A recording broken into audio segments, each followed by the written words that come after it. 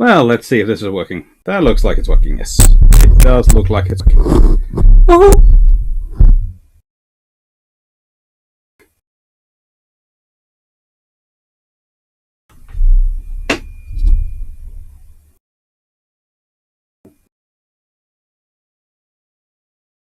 I have got to do something about the ants in here. Anyway, leaving that to one side. Hello, everyone! Let's see, how much of a mess have I got behind me? Well, it's not really a mess so much as... everything's organised after a fashion, and it's going to be more organised as time goes on, because I've reached that point where I'm concentrating on getting the outer garden done. Hello, everyone. Let's see who we've got. We've got Vision, hello. We've got Grace Skowski, hello. We've got Rick Vasava, hello. And we've got Peter Dawson, hello. John Shea, hello. Ian Carr, hello. DG40, hello. Henry Milner, hello. Ian Carr, trust Dr. Clark has no plans to emulate the Canadian MP's recent appearance. I'm not sure what the Canadian MPs are up to, but probably something fun, knowing that lot. That bunch of Hillians. I'm sorry, every time, I have watched Canadian Parliament, and honestly, they are a stereotype sometimes of Canada, even more than due south.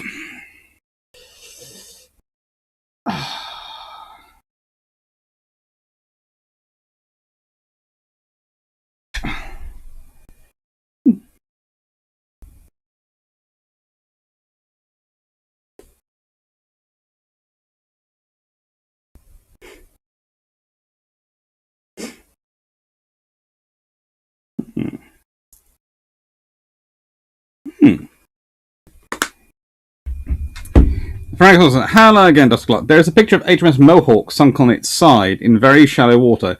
Is it still lost, or did you mean the HMS Bedouin instead?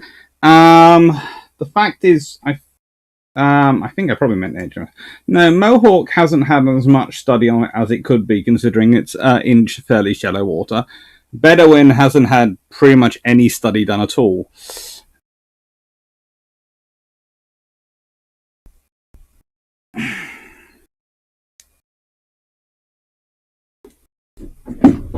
Oh, well, I have lots of opinions about various wrecks that I would like to track down. There's a fair number of cruisers and destroyers around the world which people don't seem to have bother about after.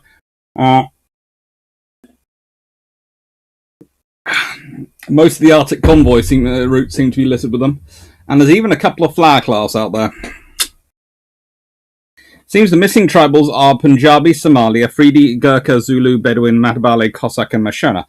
They are the missing ones, but just it's not necessarily missing. There are also some wrecks which, even though they're not really missing, we haven't really done much work on.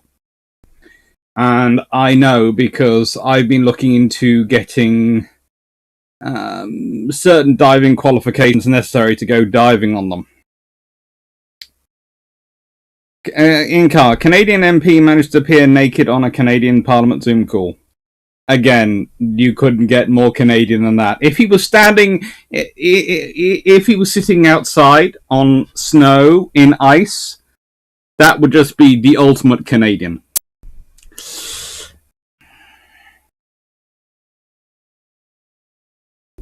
I think I should reconsider my ad blocker. Thank you, Dr. Light. Hard work on all this is inspiring. Well, it's a pleasure. I have to say,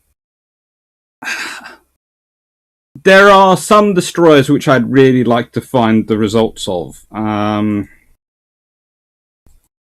Today we're going to be looking at a few destroyers which went down, and it's a case of... how do I put it?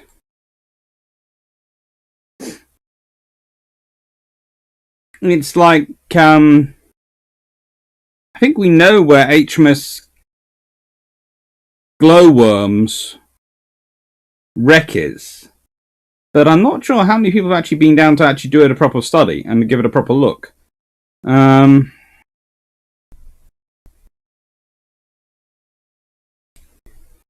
And we're going to be talking about glowworm today. And this is one of those sort of things you sort of look into and go, ooh. There is a book which I am tempted to write at some point, which is called Rex, which is basically a combination of the Rec books and the We Have No Idea book, which I've shown on occasion. And the point is, we know where this wreck is, but so far, no one has been down to it who writes it up. I.e., it has been dived by people who have found it. Lovely. But they then don't go and write, they post some pictures, but they don't do any writing, any what we would call further historical analysis. So, the list of wrecks we don't know where they are, and have no information about, is about here. The list of the wrecks we know where they are, but haven't written up anything about, is about here. And then the list of wrecks we know where they are and have written up about is about here. And that is the trouble. Because there are also people who go out in the world who just literally live, I swear, to find a wreck. They find it, they photograph it, they go, we know this is this, done! And someone else is supposed to go on and do the follow-on work. And no one does the follow-on work, because the thrill is apparently finding the wreck, not properly processing the wreck. And there are some who do it very well, and don't get me wrong, I have huge respect for the people who do it properly. The people who do it properly are worth their weight in gold. But there are people who, frankly, don't.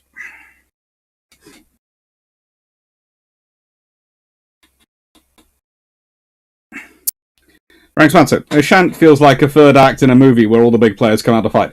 Pretty much. It's all these famous players, and then you go, and how many people have heard of it? No. Hello, Yukers. Hello, Greg Sowski.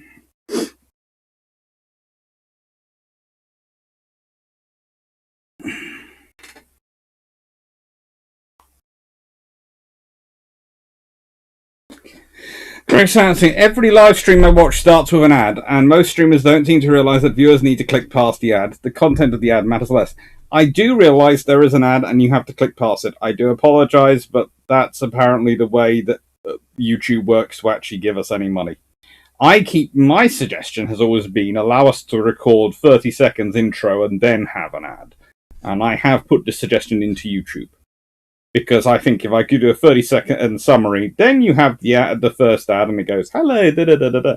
And then that would make sense. Ian Carr, is glowworm near the North Sea oil fields?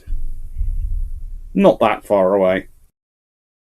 Dirt Squad, I think the edge of glowworm probably too deep for a standard scuba dive. Scuba is usually good to about 20 meters tops without serious equipment and preparation. Glowworm, I think, is at the level at which you start considering remote-operated vehicles or proper equipment, really fancy equipment. But there again, my idea has often been put forward as have Royal Navy diving teams go and practice diving on these wrecks, because if you're doing it, it's something historically useful for them to do, and it practice their skills operating at depths, which is what they need for clearing minefields and for dealing with submarines in distress.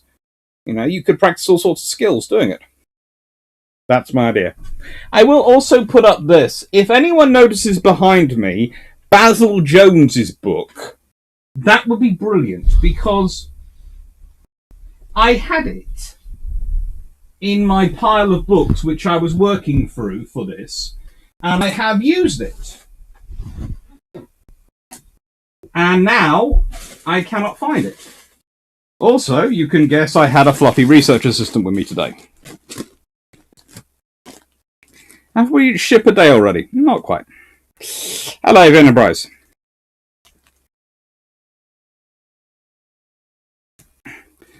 How Maxi, considering what happened to those wrecks in the Java Sea, maybe some wrecks better not being found. Well, that's the thing. If you find them, you then have to protect them, but if you don't find them, you don't know where you need to be protecting. So it's a catch-22. I would say that in my experience, if you were going to try wreck piracy in places like the North Sea, you'd have a bit more trouble than in the South China Sea. Because the patrolling powers would swiftly move in on you and go, "Excuse me?" That would be a slam dunk for them. They would love it. There'd be a competition over who could get them. Anyway, today's topic. Petron 21, as suggested by Ian Carr, notable World War II commanders of small naval forces. Agnew, Burnett, Jones, Sherbrooke, Vian, and a few more. Frank Sparto, Glorious, Audacity, Rawalpindi, Jervis Bay. Yep, that's on them. Vision, it's not really a problem with you because you're a slow starter. But over at Trek Yards, they're chatting away during their welcome before I at least can get the party advert. I'm not sure I like being called a slow starter, or whether I do like being called. Don't you know? Yeah, I am a slow starter. I usually let people. Again, this is a university hangover. I'm used to having to sort of start the class off slowly, as because if you ever have a student on time, it's a rare recurrence. So you automatically act that way. Hi there, I'm not a golf. Just checking and hoping you're all doing well. Gonna have to hop out as I'm getting my second shot today. Good luck. 23434. Oh derp. Pay penance to the mighty Blackburn already for your insolence. What's that one? In traditional panel, it's behind you. It probably is somewhere behind me. I don't know where though.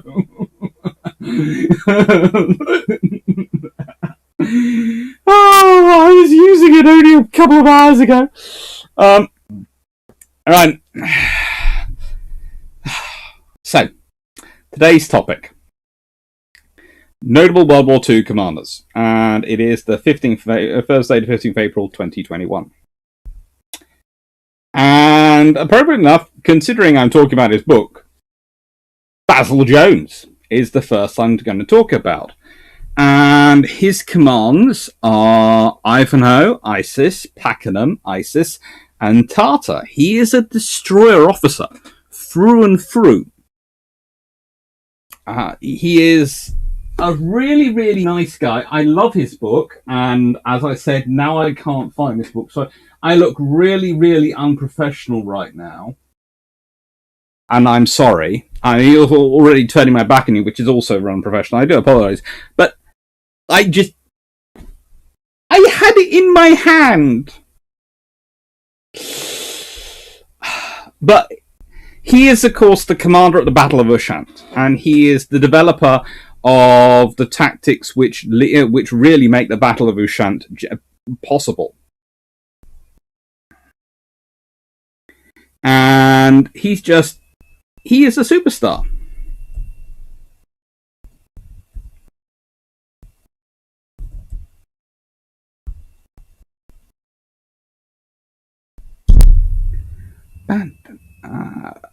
Luckily, though,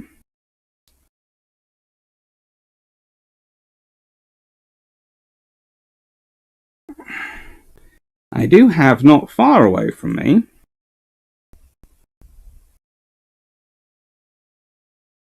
chapter. I think it's in chapter 6, and I should have.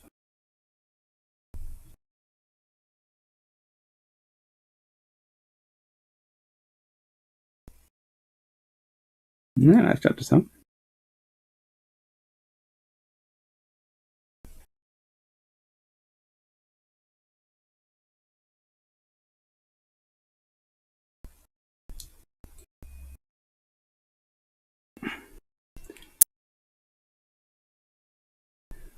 And the thing is, the great thing about this whole battle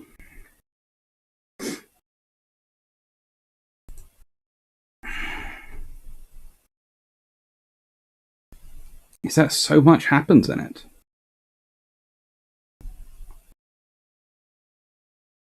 The Battle of Ushant is one of those battles where it can easily be overlooked, and it often is overlooked.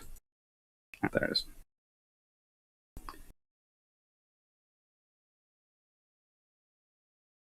For quite legitimate reasons. It's a battle happening to one side of a massive battle. But it still happens. And Basil Jones is interesting because of the tactics he comes up with. He is a bit of an innovator. He is a good small forces commander and a good leader. And he certainly had his experience as one. He's not had the fastest career rise of anyone. But, that doesn't matter. He's had a okay career rise. In fact, one of the things you have to understand about people in the Navy is that they come alive at different levels. There are some people who are absolutely spectacular junior officers, and then they coast a bit from that in their career, and then they get sort of probably to the rank of captain, and they never go much further. There are other officers who are fairly average junior officers, then are absolutely exceptional captains, but because they don't have the prior stellar record, they're never going to get higher. You have to remember, to get above captain is a very big thing in the Royal Navy. And there's going to be a lot of them we're going to be talking about today do get very, very far beyond captain. But the ones who get to captain doesn't necessarily mean they're bad, or that's what they were limited to. But in the case of Basil Jones, he just goes to captain, and there is a bit of a reason for that. He honestly doesn't like the paperwork. He avoids and eschews staff positions. And interesting enough, he's kind of like Philip Vian in that front regard, and to an extent Cunningham in that regard. And you could do that prior to World War II and get through the Navy in World War II. But the trouble is, once you're after World War II, eschewing staff roles is not really good.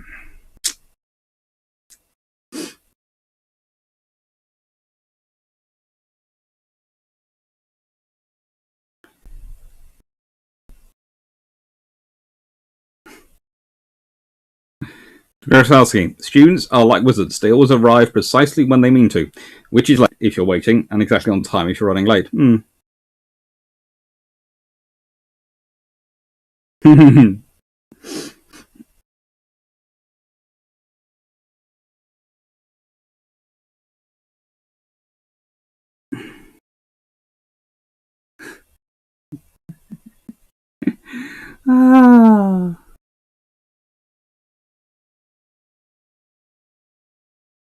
So, did you by chance have to take it to lunch with you before into the loo with you before it's class audit? No.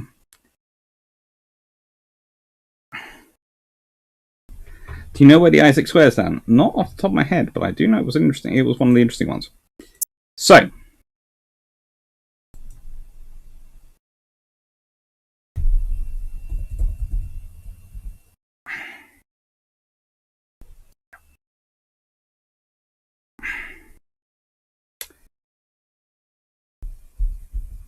now, when you're going to talk about this gentleman, there's only, of course, one big battle you're talking about. Although you could talk about a few others. He does get involved in some interesting stuff in the Far East. But the main thing he does is he is a master at getting radar to work with destroyers in night actions. Hello, Dan Freeman. Hello, Petminter. You have to understand this. Radars come in. And you had Vian at the beginning who was doing the box formation, which we'll be talking about later. And you have the line ahead formation, which is the traditional night cruising action, which was very sensible for operations in the dark when you were operating just with lights.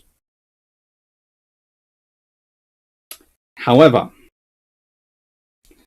once you no longer are operating just based off light, but based off information from radar and information from maybe a version of IFF and information from years and years of operating together, you can start to play around. But the question is, how are you going to play around? And this is the thing. Basil Jones gets into his position in charge of 10th Flotilla in the English Channel. And he's basically told, whatever happens, happens, but you can't let the Germans through.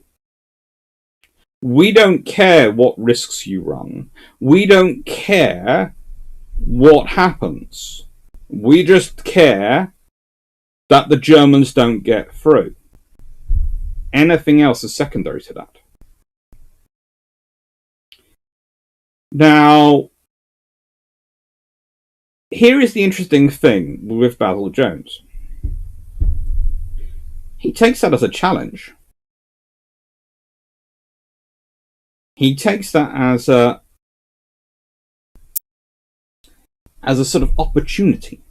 Now, interesting enough, his predecessor in the role had been Turret's son.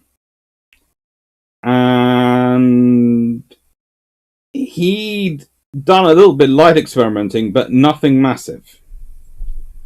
Actually, at one point, he was trying to use the box formation again for night attacking. The idea of having 2 up and 2 back in each division of the flotilla. Because the flotilla is made up of roughly 8 destroyers, divided into 2 divisions, each of 4.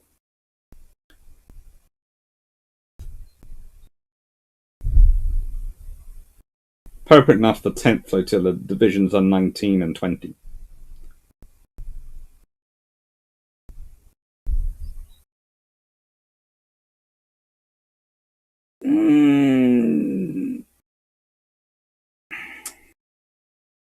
Jones looks this, and Jones goes, I think I can do better. And this is the thing, Jones, I would say, comes alive in wartime. He's not really necessarily the best peacetime officer. He has a wandering mind. He likes to solve problems. He doesn't like to spend his time making nice with senior officers. He likes to spend his time dealing with issues creatively. Sometimes incredibly creatively. As such, he goes to work. And they try various formation styles. What he calls the hangman, where you have one ship here, and then the rest about sort of 2 staggered. So you have a stagger of 3 with 1 back, and he tries both sides of that and to try and alternate that. And that's good, but it doesn't create the desired effect, and the strength is the maneuver. And the question is, this one he tries with himself as flotilla leader up here. Then he tries holding this position and directing the 3 from back. Then he tries the middle of this line and even tries back. He keeps experimenting. He keeps changing it up and trying out different ideas. And eventually he goes with a very simple line abreast formation. And he goes with that because it gives the clearest line of view for the radar. However, it is the most difficult one to hold for the station keeping for the ships. That's why I tried all the others. All the others were slightly easier station keeping wise. Staggered line, far easier. Line ahead, far easier station keeping wise. At night.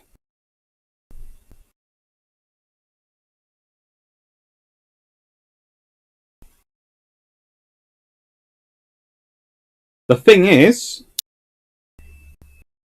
if you start to work through and go, right then, I've tried all these, they're not going to work, he then had justified himself, in a way. But he didn't bother really to tell his senior officer. He spent about 2-3 weeks practicing different formations and talking them through with senior officers. And his senior chiefs as well, it seems, from all the reports, and from his own book. Which was slightly unusual, but not completely unusual. Giving a tribal flotilla leader that much operational latitude seems worrying. Well, it's when you realise that the reason they've been given such latitude was on the advice of Philip Vian, who was in command of one of the sections of D-Day landing you get the problem. The fact that also, once 10th Flotilla was at sea, technically they would also could fall under Vian's command overall. So there were a lot of tribal commanders around in D-Day.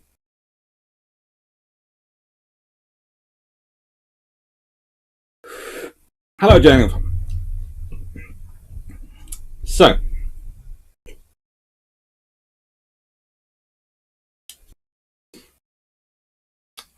as I said, they pick line ahead. There are two advantages to this. One, it gives their radar a very clear view. Two, it gives their guns a very clear view. Because you must remember, a tribal destroyer has double guns in all its positions, and it has two pair of these, A and B, forward. So that means standard British destroyer, 4 single or 5, 4 or 5 guns. Some are reduced down to as little as 3 because they have a 4-inch mount, a 4-inch AA mount, and not the double ones which the tribals got, which were flexible. I'm talking about the single ones, which are slightly less maneuverable. All these things means that in terms of firepower, if you have 4 or 8 of these ships making for you, you could well be experiencing the same fusillade of fire as you would expect to see receive from a lot more destroyers. Basically, if the 4 tribals of 19th Division are coming at you, you've got 16 4.7-inch guns focusing on you. That's not good for the soul. And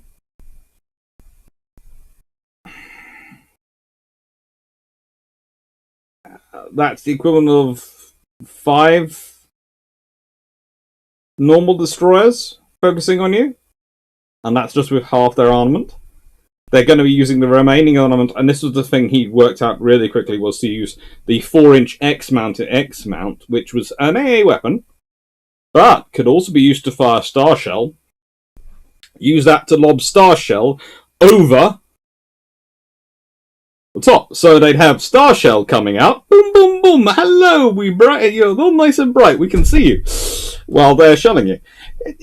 It was an entirely interesting experience. And the thing is, again, of course, because they're heading straight towards you, it's not line ahead, it's far easier for them to maneuver to avoid torpedoes coming towards them.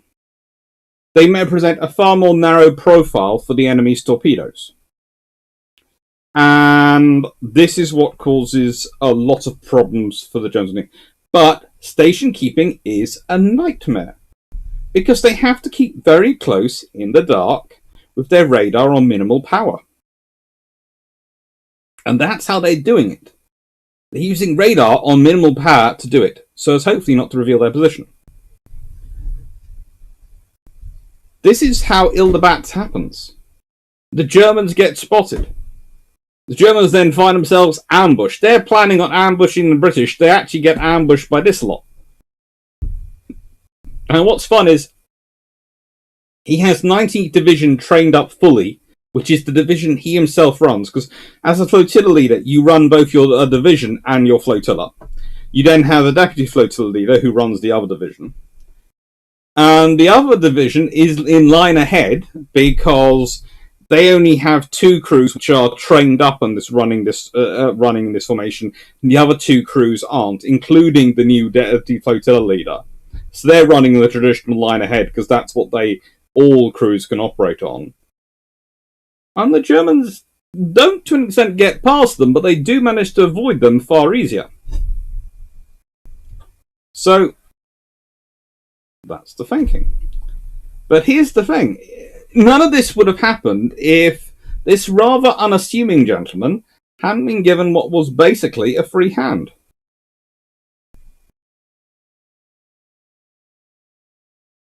Jermac obligatory mentioned that being N-class Pirin also had a 2x2 4.7-inch up front, and Bazanka at the same time also had 2 4-inch up front. Yes, pretty much that was one of the reasons for being chosen for this particular flotilla. Once, especially when the later editions, after Basil Jones starts coming up with these plans, is you have to be able to present a hefty forward fire capability.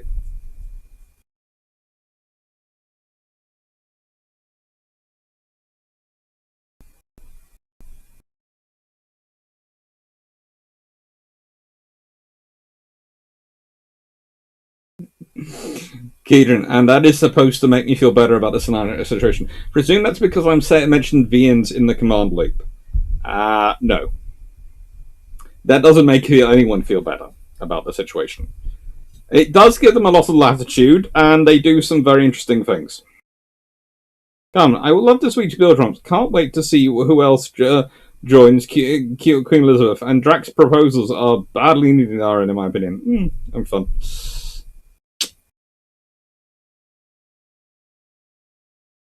Miles Holmes, got sad news. Just seen on Twitter, Prof Eric Grove has dived. Let me just check that one.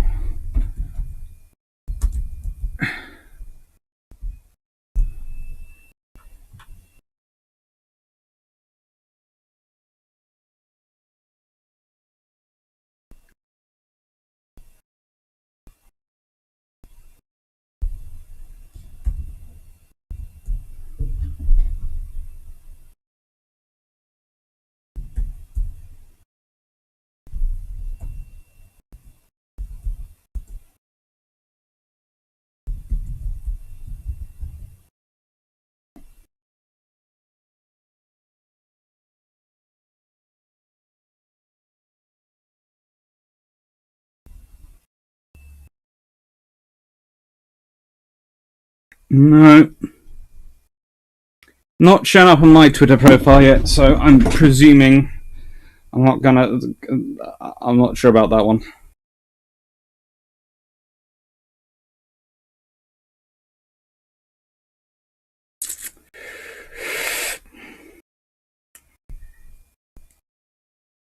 The Battle of Oshant, of course, is famous because of, well, the Canadians allowed to go hunting, and that is where they get some real fun.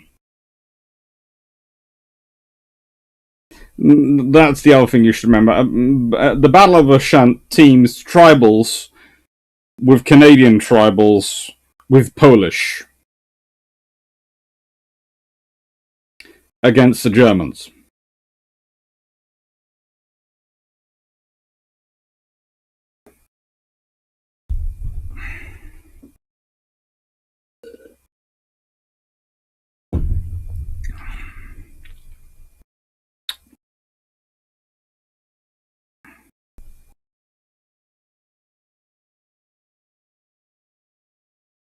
We'll hope so. We'll hope, John. We'll hope it's just not. It's just a random Twitter thing. When will angry Polish return to UK flotillas? They're also needed. I think Poland will be a natural fit to buy some Type 26s. I honestly do. I want to see them in Ship Gulf. There's overkill much. The Germans felt it might have been a little bit on the overkill side. Anyway, it could have been worse. The Royal Navy could have put someone out of this person in charge of them, and that, frankly, would have been really killing them.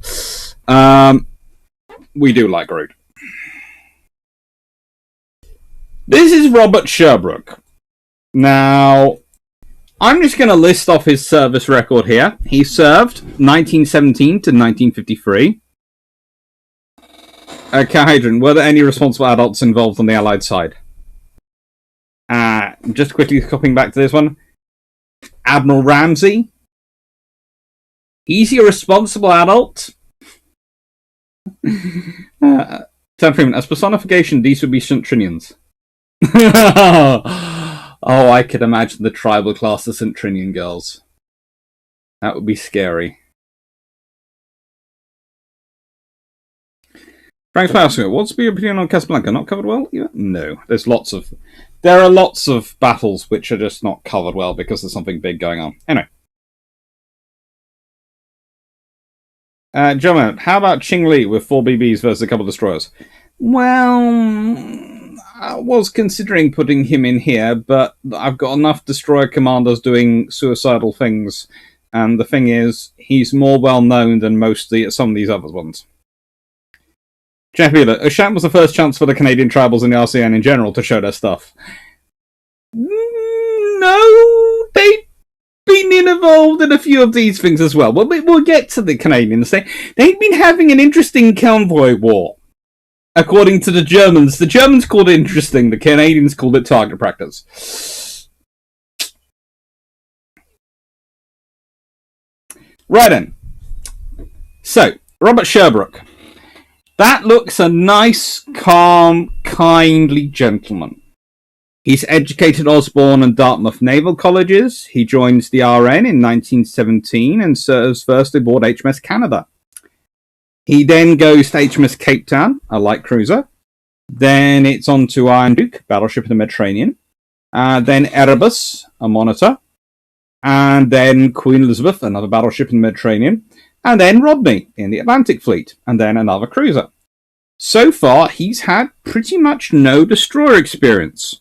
He's been in the Royal Navy for... Well, let's see, from 1917 to 1936. He's been in the Royal Navy 19 years and he hasn't touched a destroyer. Now, you might wonder why, and there are various reasons for this, but I would say they were hoping to keep him in the battleships, but he did find his calling. Because then he goes to HMS Van Ock. A destroyer, and is her commanding officer. And he does well enough, he impresses Cunningham, who says, this is definitely a destroyer officer.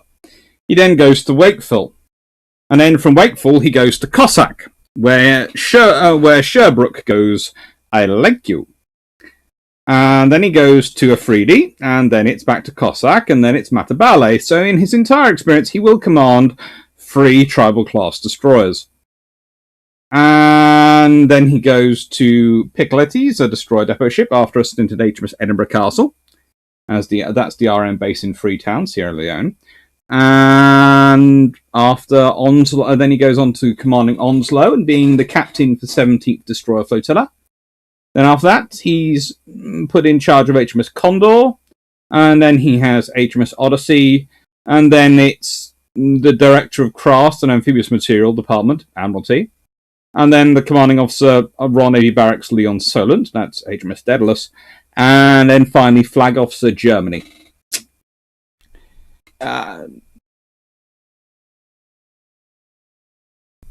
Now, this rather calm, kind-looking gentleman is an interesting person. He is a very kind person, a very nice gentleman. And what I'm going to talk about in a second might shock you with what he does. Albertaski, we need a live battle shunt. I would love to do a live battle shunt. The thing that's put me off doing a live battle shunt is I would like to get more information before I did it. So if I did it on the 10th of July, that would be great. But I would want to go visit the National Archives before I did. So that's what it's like. If I manage to visit National Archives in May or June, and I'm not doing something else in July, no one's paying me to be elsewhere, then I will do it.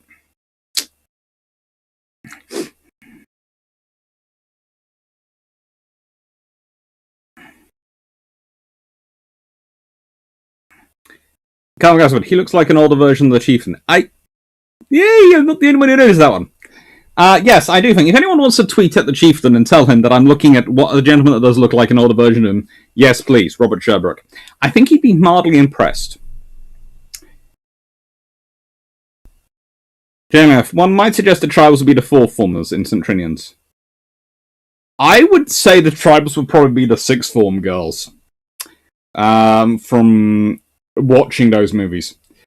Dan Freeman has agreed, but he's put in a phrase which I'm not going to put out there. Is there a great IJN destroyer captain? There are a few, but I went with the ones I had sources on, and also, I hate to say this, but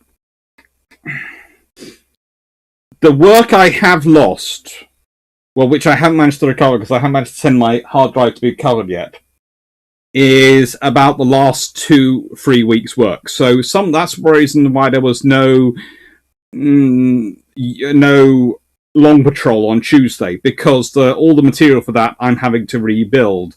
All the material for tonight's had to be rebuilt this week, and so all the stuff I got ahead, I haven't been able to do because the computers are. Anyway. Hayden, you keep using that word. I don't like how you use that word. Janet, give the Free Polish Navy a worn-out revenge class and the Japanese will swing for peace. Yeah. Come on, what you mean is he's kind but absolutely brutal in battle. He is an interesting soul. Jeff, the convoy battles do not make the papers like Destroyer on Destroyer. HMS Javelin, the Honorary Tribal, was there too. One of the few J's to make it to the end of the war. Yeah. Javelins had guns of a tribal full, but they didn't have the guns aft, and that actually caused them some issues. They exchanged one of their guns aft for the extra torpedoes. So, here is the Victoria Cross citation for Captain Robert St. Vincent Sherbrooke. Okay, and if I'd let out his middle name earlier, that might have given a clue about him. Captain Sherbrooke in HMS Onslow was the senior officer in command of the destroyers escorting an important convoy bound for North Russia. On the morning of the 31st of December off the North Cape, he made contact with a greatly superior enemy of force which was attempting to destroy the convoy. They were the Lutzow and the Hipper. The Lutzow is pictured at the top here. Onslow, his ship, is pictured at the bottom. Captain Sherbrooke led his destroyers into attack and close the enemy. 4 times the enemy tried to attack the convoy, but he was forced each time to withdraw behind a smokescreen to avoid the threat of torpedoes, and each time Captain Sherbrooke pursued him and drove him outside of gun range of the convoy and towards our covering forces, which included HMS Sheffield. Just remember, Sheffield is coming. These engagements lasted about 2 hours, but after the first 40 minutes, HMS Onslow was hit, and Captain Sherbrooke was seriously wounded in the face and temporarily lost the use of one eye. Nevertheless, he continued to direct the ships under his command until further hits on his own ship compelled him to disengage, but not until he was satisfied that the next senior officer had assumed control. It was only then that he agreed to leave the bridge for medical attention, and until the convoy was out of danger, he insisted on receiving all reports of the action. His courage, his fortitude, and his cool and prompt decisions inspired all around him. By his leadership and example, the convoy was saved from damage and was brought safely to its destination. Now, I'm not going to show the picture of him injured. There was a picture, which is supposed to be of him injured. I'm not 100% sure on also that. But if you can imagine someone basically, one eye gone, blood streaming down his face. He only left the bridge after he'd been up there for an hour after being wounded. So he had blood pouring from his face, blind from one eye, everything, still commanding, still leading the group. Terrorizing Lutzow and Hipper. And Lutzow, of course, being formerly the Deutschland. So, yeah. This is your interesting quiet broke. Come on, what's broke on your PC? The laptop died. That's good. Off the topic, but our orange is orange because oranges are.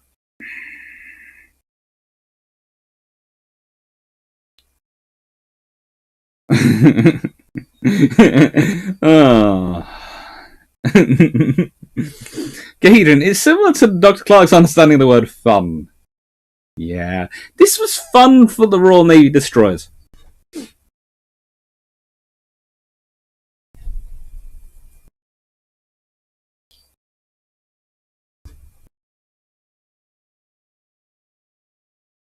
Jeopardy that. Sherbrooke was entrusted with the 4.7-inch gunned O-class. A sign he was on high flyer. He was given the 17th flotilla on the understanding that he knew what was necessary.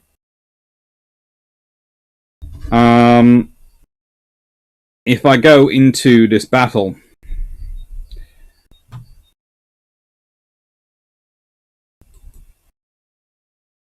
and I have this battle listed in my actually described in my book,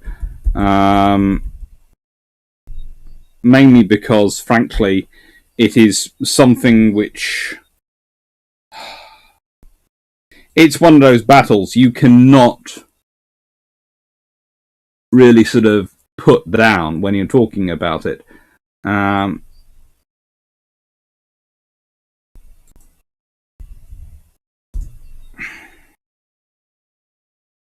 It's otherwise known as the Battle of the Barents Sea, and it's all to do with convoy JW51B. It's comprised of 14 merchant ships carrying 202 tanks, 2,046 other vehicles, 87 fighters, 33 bombers, 11,500 tons of fuel, 12,500 tons of aviation fuel, and 54,000 tons of other supplies. Destroyers escorting it were Achates, Orwell, Orby, Onslow, Obedient, Obdurate, and he also had some Flare-class corvettes, Rahedron, Hybridad, and the minesweeper Bramble, as well as trawlers Visalia and Northern Gem to back him up. At long range was HMS Sheffield and Jamaica, with 2 more destroyers. And they came across what was called Operation Regenbogen. And Regenbogen was the idea that Admiral Hipper and Lutzow, along with the destroyers Frederick Adhut, Richard Bateson, Theodore Riddell, Z-29, Z-30, and Z-31, would go out and take out this convoy.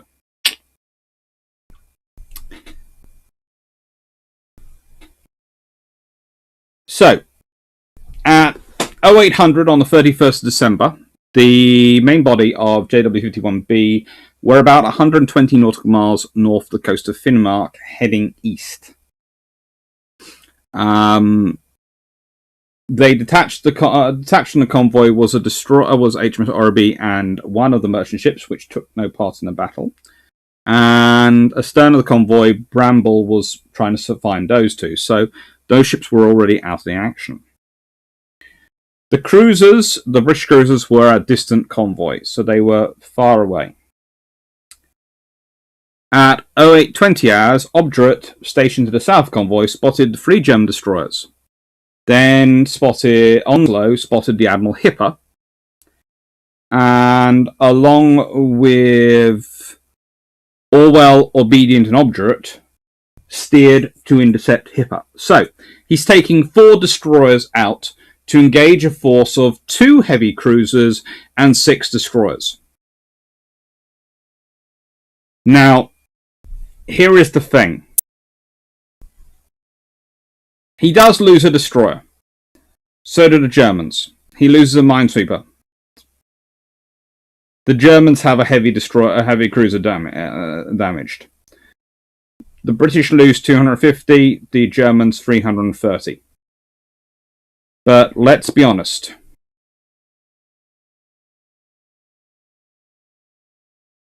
That's not a battle which the British were supposed to win. They had 2 light cruisers as backup. There is no way those 4, unless you are the only navy in World War II, you can imagine. Actually, no, I tell a lie. There was also a case where HMS Somali scared off an entire Italian battleship. But leaving that to one side, the only occasions that I can think of that happening involve either people who come from a tribal destroyer background or who are in a tribal destroyer. On one side. It's not nice. Ian Carr, contrast this convoy with RN's actions for earlier PQ-17. That in some respects, that's the difference. The escort's been told to hold, but also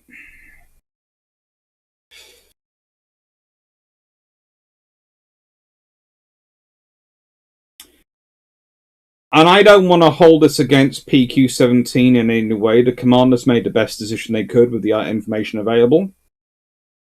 But by the time this happens in 1942, the Royal Navy survived with PQ-17 and it's never happening again. The decision was made at the time You can argue whether it was the right decision or the wrong decision. It was a decision made, and the officers were following their orders.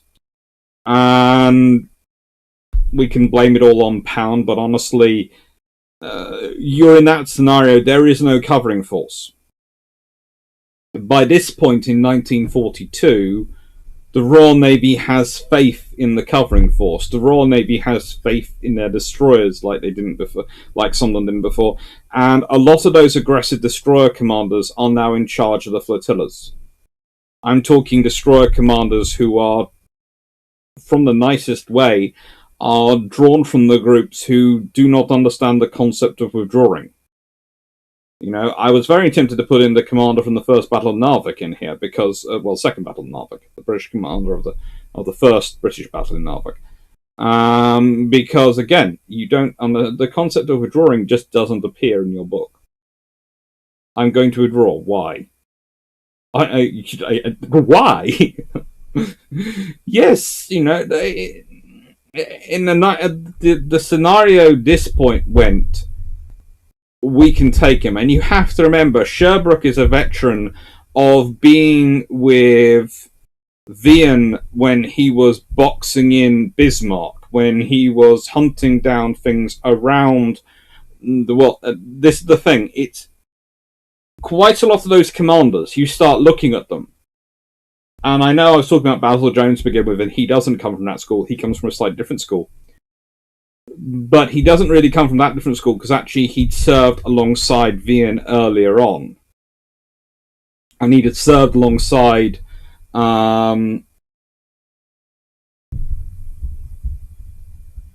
Carswell as well. So you start to realise you can trace back quite a lot of these officers, and you go, did they either served alongside these sort of 3 or 4 destroyer officers, or they served under them, and you start to going, hang on, they're all the ones coming up to senior positions. They're all the ones now being selected. And they are the most aggressive ones the Royal Navy has. So I'm not saying the early officers made the wrong decisions. They didn't. They made the best decision they could at the time. It's just you have some officers who, if you're going to make the decision, you can almost predict what will this one do versus what will that one do from their schooling.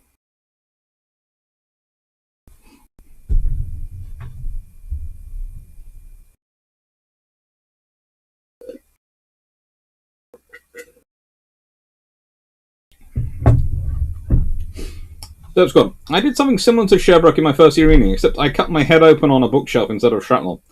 Caused the holes a bit of a shock.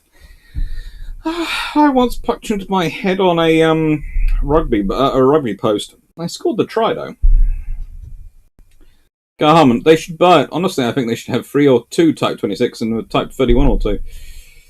I'm going to make sure them would be quite sensible for the Polish, actually, considering what they want to do with them.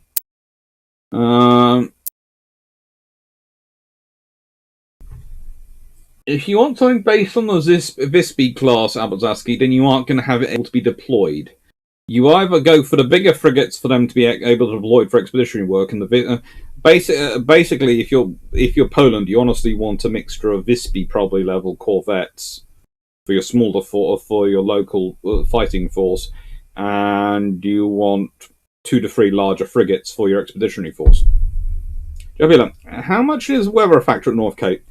Let's be honest, you have 2 weather experiences at North Cape. You are either being made to feel sick because it's going up and down so much, or it's so deathly calm that you're fairly sure anyone can see you. Pound was gone by this point, yes.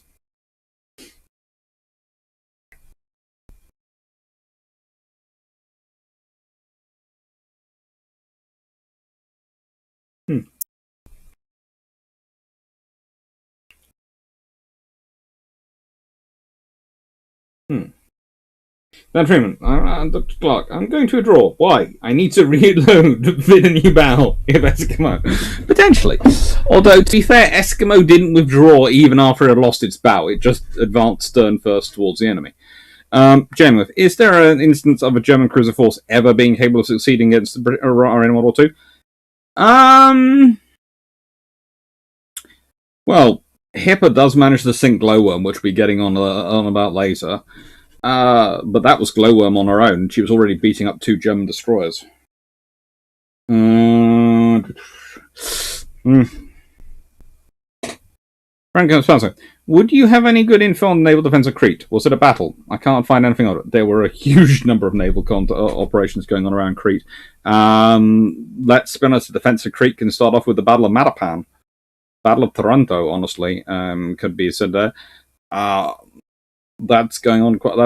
There's lots of operations.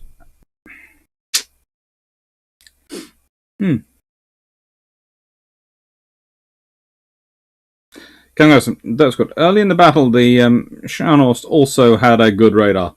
And it had it hit, if memory serves, by HMS Sheffield. Now, if we're talking about the Battle of North Cape, then we're talking about HMS Belfast, which took out HMS the Scharnhorst radar. 6-inch shells can take out radar on the mightiest of battleships, or even the not quite mighty battleships.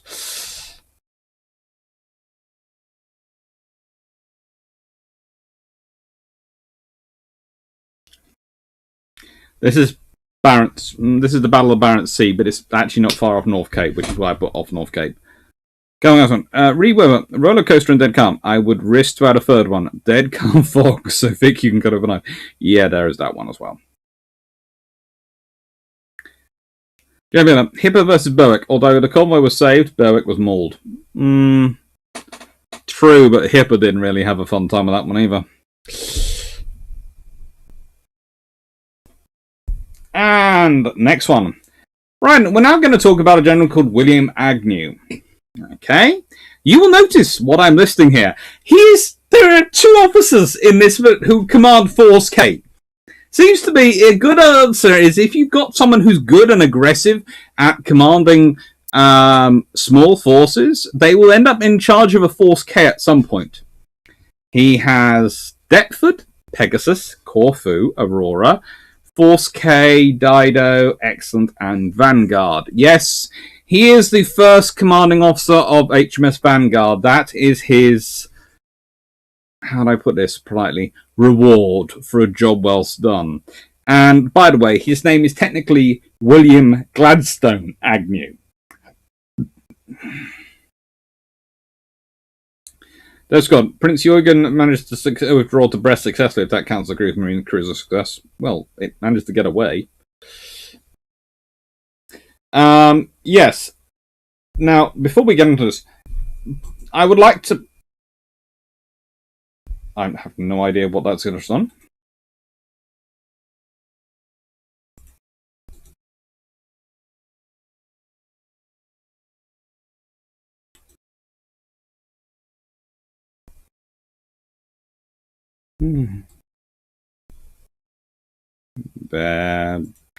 No idea. That's refresh. So, just like to point out, he does. Sherbrooke does such a bad job.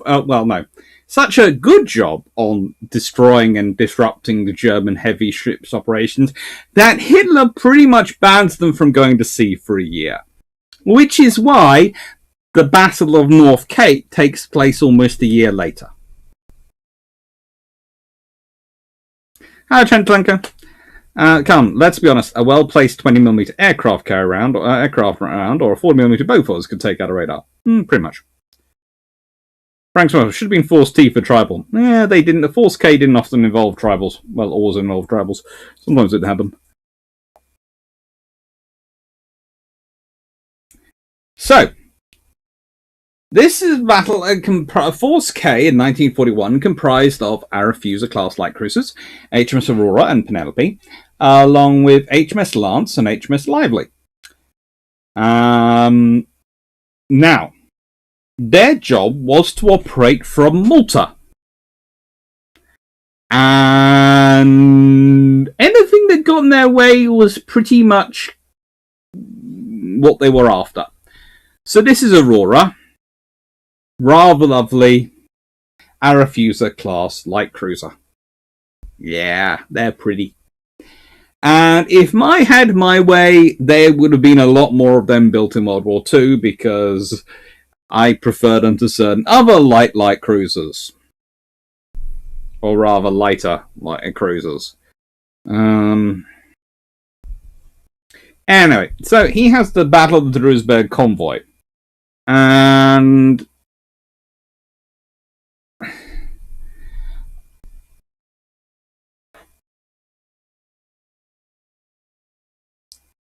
basically, there is a lovely convoy sailing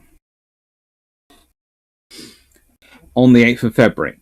Well, how do I put it now? On the 7th of November. This is the 51st German-Italian convoy sailing across the Mediterranean since the 8th of February. So it departed from Naples on the 7th of November.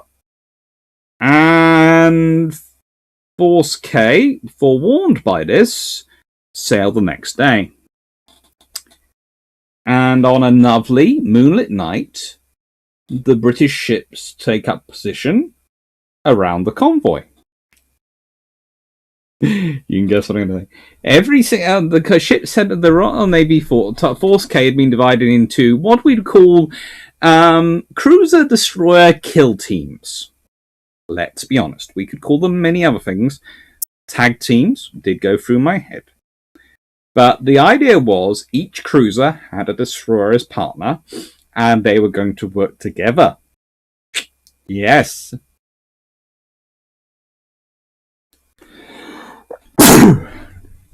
Lucky Italians.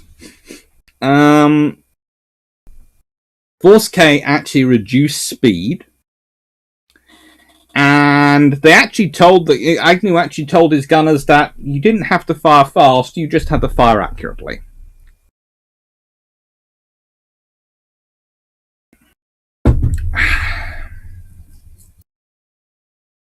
Again, using radar, they move in nice and closely. And they get really, really close. At 12:47 a.m., Agnew sends the instructions to engage.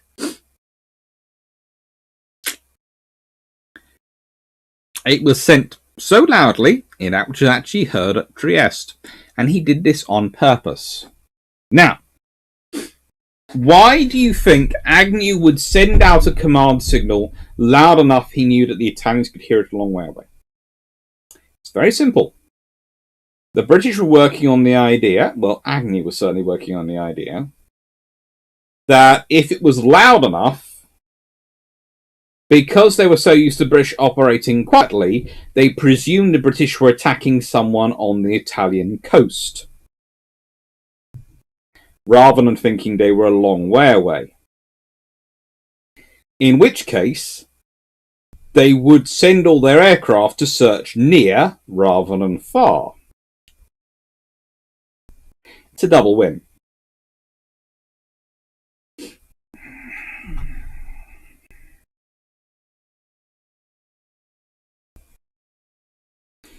And he had another advantage in that, in a nice way, it doesn't matter if Trieste heard. There was nothing going to reach the convoy because Lively had her jamming turned up full blast. So all they could hear was static.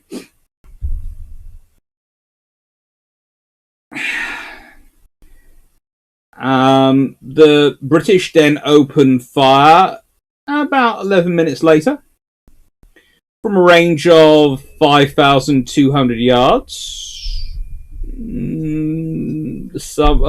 Though there's an argument that they were possibly as close as 3,000 yards. Greccal was hit by the first three salvos from Aurora. Lance and the 4-inch secondary armament of Aurora bombarded a merchant ship. Penelope engaged Mastraya, the leader of the close escort, Scotta Director, and was on tug with the first salvos while Lively began to shell the merchant ships of 3 minutes afterwards.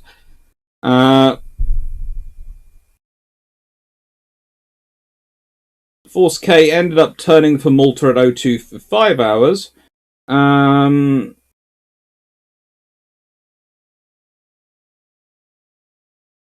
they get home. They suffer very little damage. The destroyer Levescio was torpedoed by a submarine neighbour holder, while it was trying to rescue some of the survivors of the convoy. And she sunk on the way home. They managed to sink roughly 40,000 tons of Italian Axis shipping in one engagement alone. I'd say that's a fairly successful small ship commander. And there's HMS Lively, one of the destroyers involved. And this, of course, is his final seagoing command, which he gets promoted in Rear Admiral in, so she becomes his flagship. He's her first captain, and then he gets to use her as his flagship. He's a very happy chap.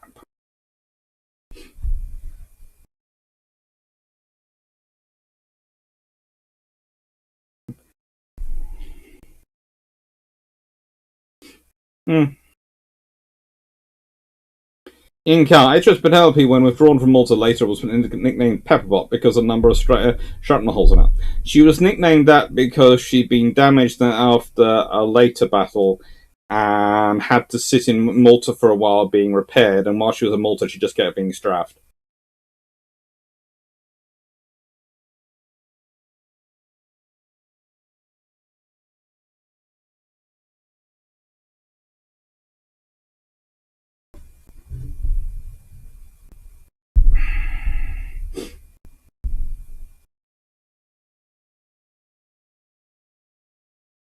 Death Squad, they don't get rebellious. To be honest, the British destroyers were finding plenty of things to hunt down and shoot at. Usually they had E-boats as their consolation prize, although I'm not sure the Schnellboot consider themselves to be a consolation prize. Frank Spot, the US and the Hammer ran out of flashless powder, got a torpedoed. Did that ever happen to the British?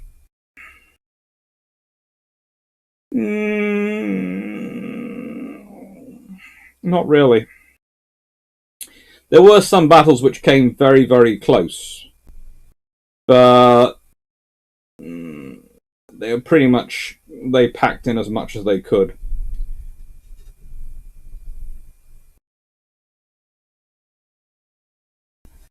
King's Rook, wasn't there a story involving a pair of tribals and a cruiser where the cruiser was out of flashless powder at night and got mistaken for a battleship? The tribals were sometimes mistaken for cruisers, and there was a cruiser operating with some tribals which had some fun. There are a few in the Battle of Sirte, which gets interesting. Doesn't it? When you think about it, Vanguard is just a big tribal, really. Why else would they give it to a small force commander? That's arguable. Ian Carr, Agnew retires after Vanguard. Yep, he does, but there again, he's commanded her. As far as Agnew's concerned, he feels he's reached the peak. You have to remember, the more senior you get, the less and less posts there are available, which are active seagoing ones, and the more and more paperwork-orientated ones there are. And, you know, officers don't always want them. It's one of the interesting things when I was talking with someone and they were going, oh, it's terrible. We lose so many of our best officers at a certain point. And I go, really? At what points do we lose them? Commander and captain. And I go, so basically, because we no longer have many seagoing commands, even for commodores, let alone rear admirals or above, who actually get to see that regularly, officers who enjoy going to sea and commanding forces are not staying in the Navy, and it's the ones who are basically careerists for the Navy, love the Navy, but are possibly not the most action-orientated officers who are staying in. Yeah. And you're surprised. Yeah. How's the Navy going to fix this? I went, well, the only way they could fix it is if they made the Carrier Battle Group Commander Rear Admiral's post and had a Commodore as his deputy. And, I don't know, brought back, actually had escort groups going out with Commodores and had, I don't know, an amphibious task group going out there and 2 Rear Admiral sea posts and, well, you know, to try and give these people time at sea, because that would keep them in. It's the same, it's even, you can go back to the end of World War II, and there are lots of officers who go, oh, that was a big war. We got to do all that. Yeah. What we got to do now? Push pens and paper for the next 20 years. Or take your pension and retire. And go and do something else. Oh. See ya. There is nothing wrong.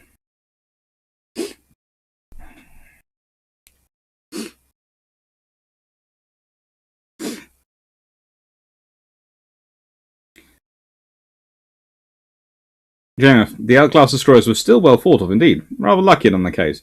Yes. Come, how long do you give it before the UK gets a female admiral or senior female? I don't know. There's a fair number of good officers to pick from. But again, it's, do they want to, this is the thing I always say is, people go, oh, but are we promoting? I'm not going, do they want to stay? I hope they do. I'd love it for them to do, but, you know,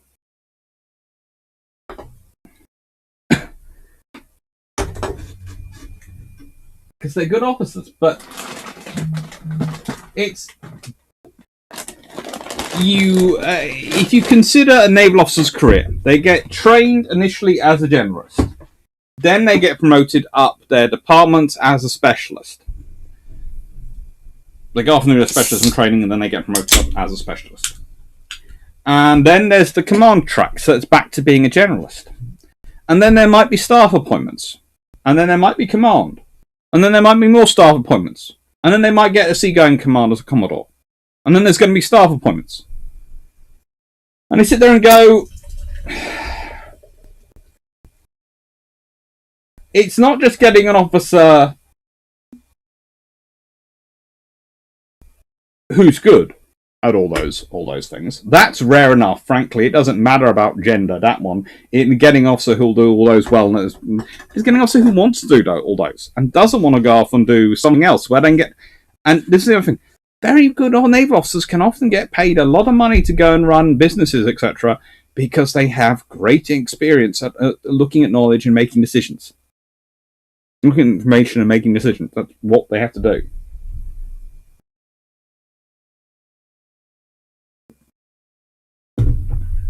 And Freeman. Vanguard is a big tribal. 4 twin guns, goes fast, and shoots big bangs.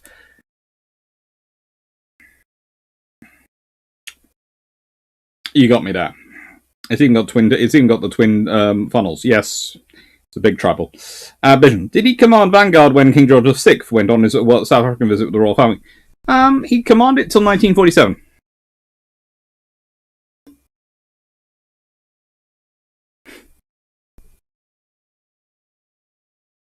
Dev Squad. In the modern Royal Navy, refusing command of SSBN can be a career ender. It was at one point, it isn't now. Honestly, some of the smartest people I know they don't want to come up with that responsibility. And there are others who are quite happy to take that responsibility. It's a lot of responsibility to take command of an SSBN.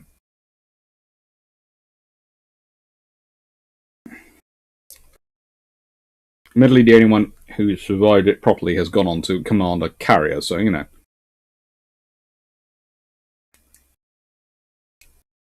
But again, in the submarine service, there aren't that many senior posts for senior officers. So it's a case of, if you won't command an SSBN, is there another post that your skills will fit you in the rest of the Navy? If there isn't one available, then how are they going to keep you? Again, because, you know, this is a great officer. They're at this rank. They should command an SSBN, but they don't want to. Okay. So they have these skills. But you also have other officers going up there in their skill sets going up at the same across the Navy. And you go, right then, so if we push that person in, then there might be another officer who was going to get that role, who you were planning to keep around, with another skill set. Where are you going to put them? And it creates a ripple, especially in a Navy the size of the Royal Navy. There are only a certain number of senior posts available. You can't just magically create them. Because, guess what? You have to create another senior officer, promote another one, to replace the person who was going in that role, command the submarine. And that means they have to come up from the submarine service. So, this is why you get problems if you get people having to refusing commands, etc. These things. It's the size of the service. Anyway, sure, Mark.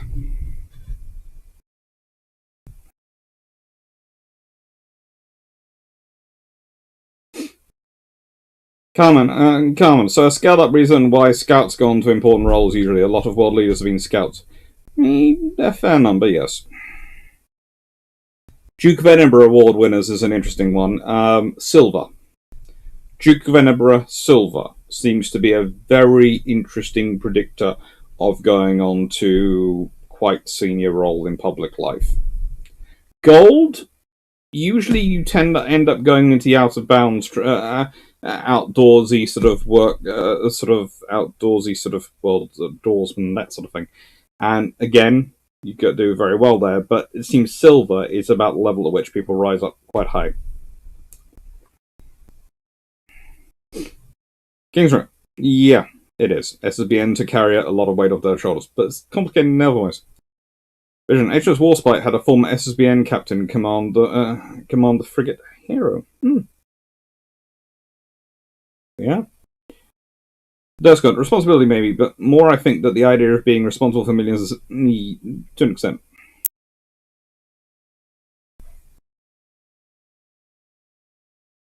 Right. I was always going to get to him at some point, wasn't I? It's Philip Vian, and I'm not gonna. I've done so many things about him. I'm not going to do a long one, but there you go. You've got three of my favourite pictures of Philip Vian. You've got him with Halsey, and Halsey's remark about Vian is something I love because I've read this in a couple of sources now. Halsey apparently once said Vian was the only Brit-Apom commander he was worried about finding himself behind. In fact, he was always slightly sure that he was going to lose. That at some point, the Royal Navy carrier force was going to go off and invade Japan solo without anyone if they tried to keep them hanging around waiting for too long.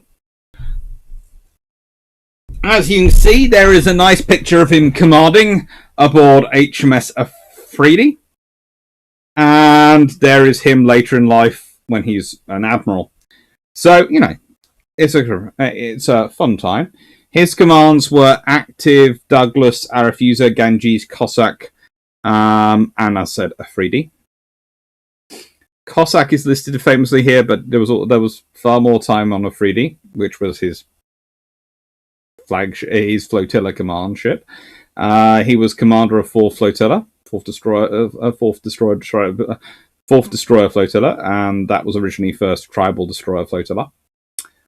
He was also commander of Force K at one point when it was going up and checking out Russia for the joy of could we get convoys up there. Then 15th Cruiser Squadron, then 1st Aircraft Carrier Squadron, and finally Home Fleet. He commanded a few other things in the way, including some parts of D-Day, some parts of Operation Torch, some parts of...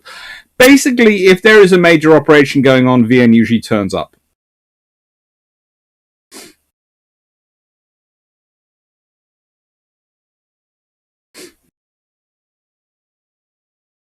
Turning 3434, just go and look at any of the videos about tribals. There'll be a lot about Philip Vian. Gentlemen, the submarine captain had to be a very special type of officer in the RN. Successfully passing the Perisher sorted the best of the best in that service. There are a couple of courses in the RN which do that. There is the Surface Warfare Command course, which is frankly terrifying on another level. Although it's less talked about than the Perisher, because more officers have to do it. So it's just as selective in its own way, but because more officers have to do it to get the command course, it's less mythologized.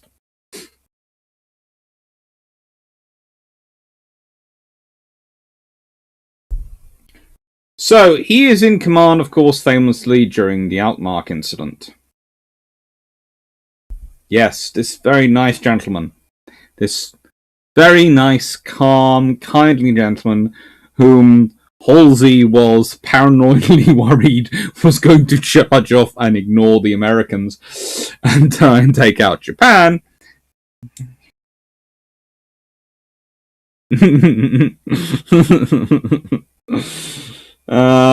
Yeah.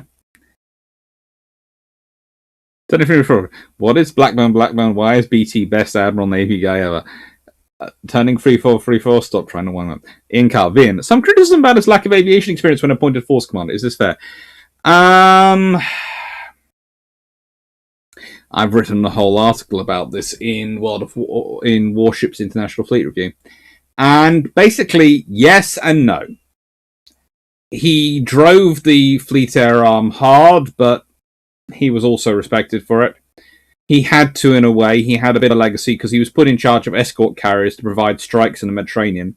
And the trouble is, the only place in range didn't have enough wind. So with sea fires launching from escort carriers, the escort carriers were racing up and down the whole time in hot days, and with it being slurred, set up land-based air support, and the army being harder pressed in the Mediterranean, he had to the job was Vian's the one who gets the blame, but the strategic situation means they can't go home. They have to keep supporting the operations, and it's arduous. It's not nice.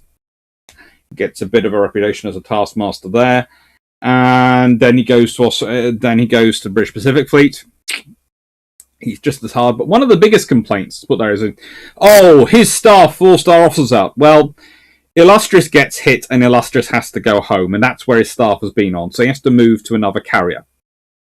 He can't put his staff up on a cruiser, he can't put his staff up on a battleship, he has to keep with a carrier to keep in the Americans. The trouble is, the British carriers, for all their space and the growth in aircrew and the growth in ship and maintainers and all the radar staff, etc., means there's been a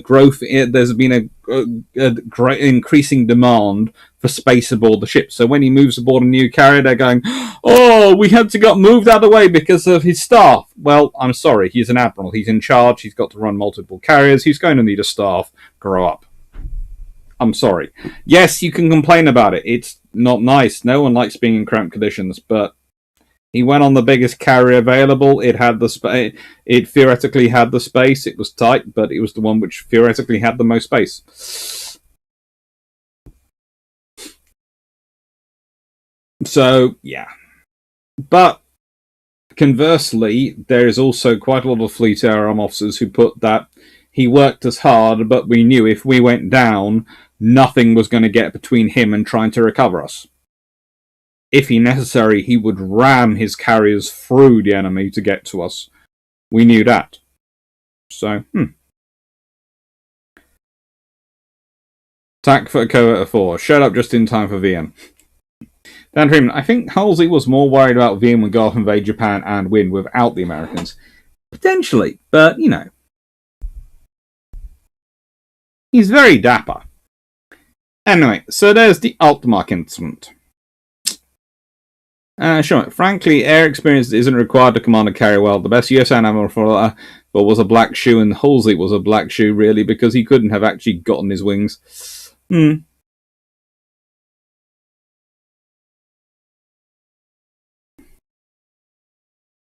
Melanie, 1640.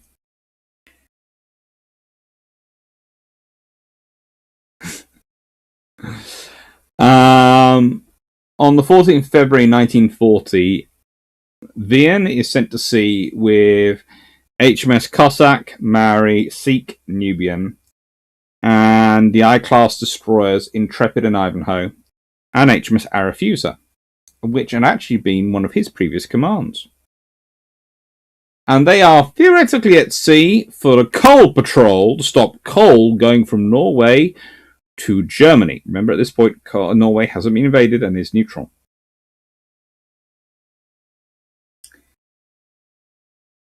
The Germans are, of course, trying to sneak under the Altmark. The Altmark is carrying prisoners which are being taken by the Graf Spee. The British know it's coming, which might explain why the coal patrol grew from being a couple of cruisers or about 3 or 4 destroyers to being 6 destroyers, including 4 tribals, and a light cruiser. Yeah. And 2 of the destroyers happen to be mine layers. Now, why would you take a mine layer out to sea with you? Anyway, Altmark was currently travelling through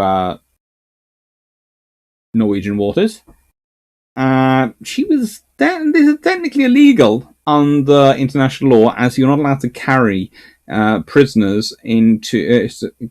Well, technically, carrying prisoners make you a combatant, which means you aren't allowed to go into neutral nations' waters. But the RM couldn't prove it without boarding her. And the Norwegian boarding was, well, despite many officers wanting to board properly, they didn't. They got obfuscated by the Germans when they were aboard, and there were some parties ashore who were obfuscated them. Eventually, they managed to find the Artmark, and she gets held in Jossingford. She takes refuge in there because Royal Navy destroyers are hunting her down. Vian turns up shortly after she's been pushed in. She's actually been pushed in by Intrepid and Ivanhoe.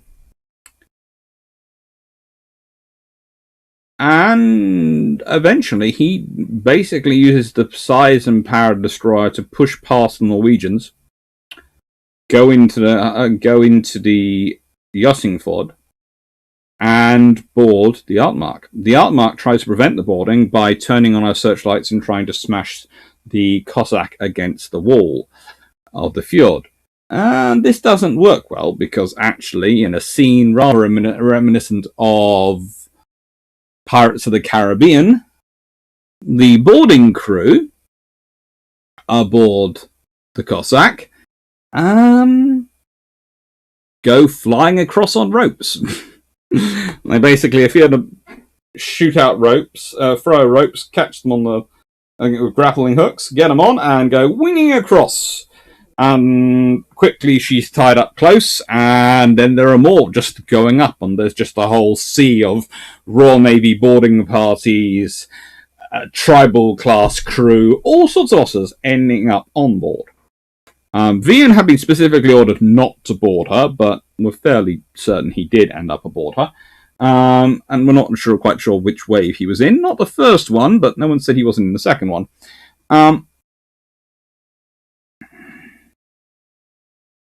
And they recover the prisoners.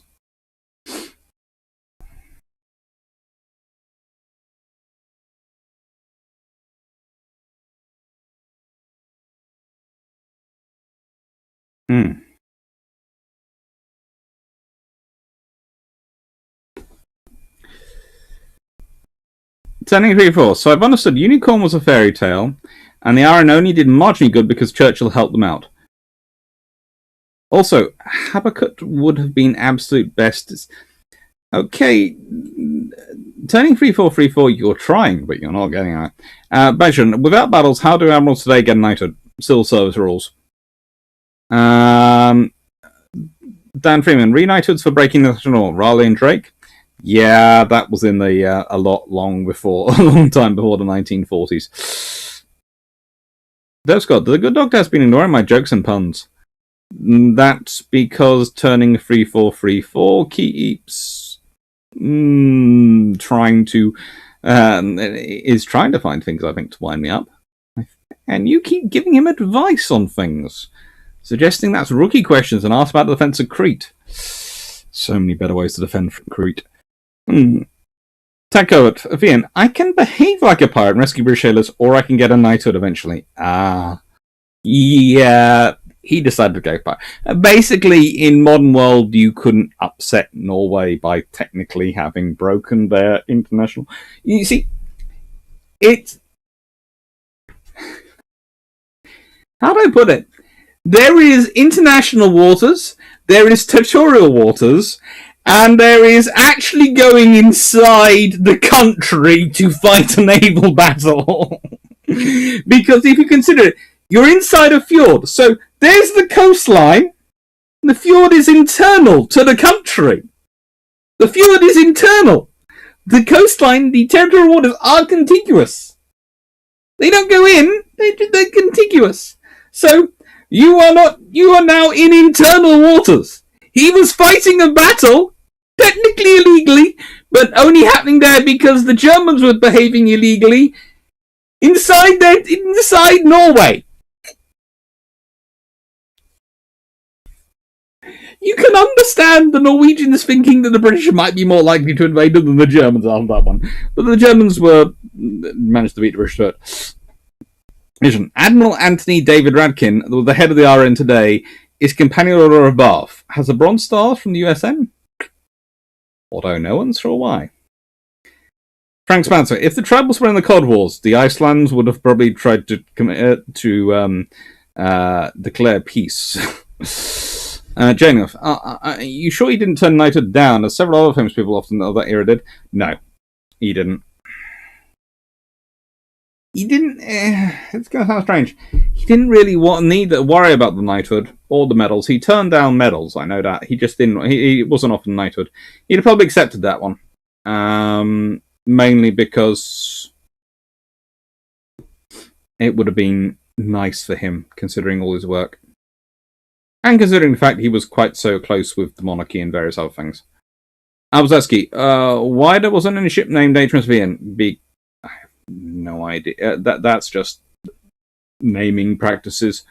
Inca, why didn't Vian acquire the Altmark? Because outright stealing the ship in Norwegian waters would have been bad.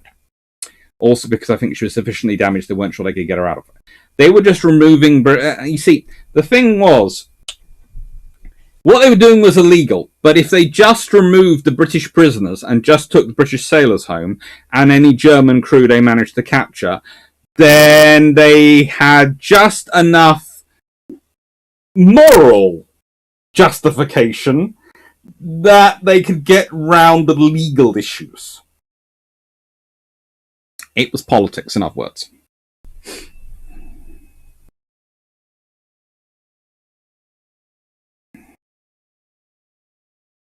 Frank Smasser, why no ships named for World War II battles in RN? There was actually a few built for named for World War II battles in the RN, built in World War II in the battle class, but not recently. No.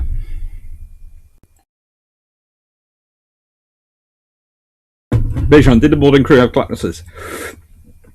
That's a point of debate. My own belief is that the crew from Arafusa's sister ship, which had been provided as boarding crew, included cruiser officers, and I think they possibly could have taken swords with them. But most of the destroyer, there are accounts from destroyer personnel which don't talk about them not having officers, say no one had swords, and I think I think the difference would be a cruiser officer would reach for a sword, because cruiser officers were often trained were more likely to use swords, especially on ceremonial occasions in the Far East. Some of them using them, some of them were early 1920s or World War I era reservists reactivated to provide the crew, and were now providing the boarding party, so they're more likely to carry swords and possibly could well use it. But the destroyer officers and destroyer personnel involved would probably have been reaching for guns, because they were, as a rule, more technically minded. They had to be. There were a few officers on a destroyer. An officer has to be able to do everything pretty much there. Scott, am I right in thinking that officers from the Norwegian Navy let the position of the Altmark be known by having a loud conversation next to a British diplomat? To be fair, some did have that, but the information actually arrived after the British had already found her. So it was very nice of them to be helpful, but the information didn't arrive in time. By the time it arrived, the British had already spotted it, because the British had kind of broken the Norwegian code. So they might have been listening the whole way down.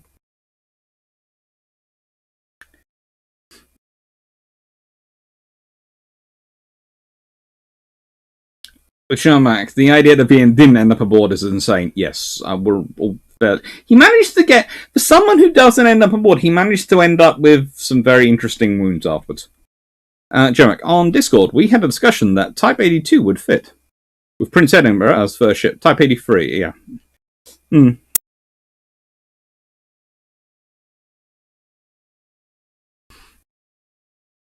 Are you sure? Is it certain Altmark didn't just hand over the prisoners because they broke law by sailing in a neutral nation's waters? They Unfortunately, they tried to flash searchlights on and smash them against the shore, and then they tried to fight them off with machine guns. It was a very interesting scenario. Cajun, one could always mention Cork and Ornery. No, you can't mention Cork and Ornery. He's not in this one. Jeremic, today, if they have entry smaller than 24 nautical miles, it is internal territory of the country. If you like sailing up someone's river, yeah, it was technically even in the 1940s, that was the case. So technically, the Germans were technically right when they said they were defending Norway from British invasion. No, because they invaded Germany and they invaded Norway first. That's good. I'll stop advising turning 3434 if you read this one. What was the operation before Operation Fortitude? Operation Burning Magnitude? Potentially. Diana Freeman. British diplomacy post Altmark Edison towards Norway. Behave and we will send Vian and the tribals away from the North Sea.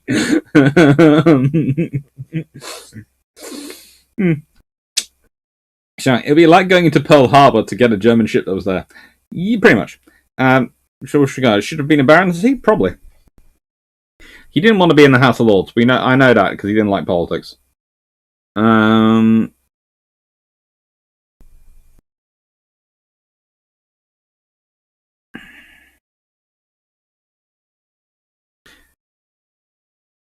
23 but a bit more serious. Long time I've seen your tribal series. What was UK government official reaction? Did Churchill say good boy to Vian? He said very, very good boy to Vian. Vian after this becomes one of Churchill's and, to be fair, Pound and Cunningham's first calls because he handled it so well. If they have a problem, the question is where's Vian? It's kind of like the modern version of where's a carrier. Drop Doctor, it's only against international law when lawyers get involved. Yeah.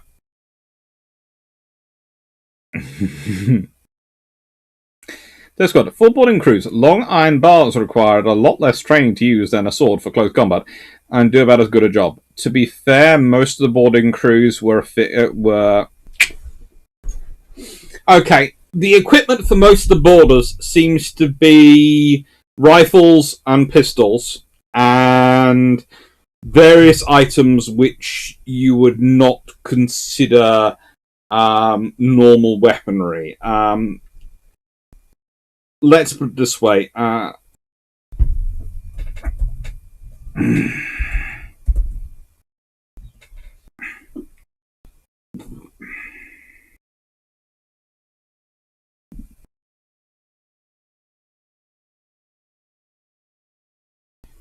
Let's see.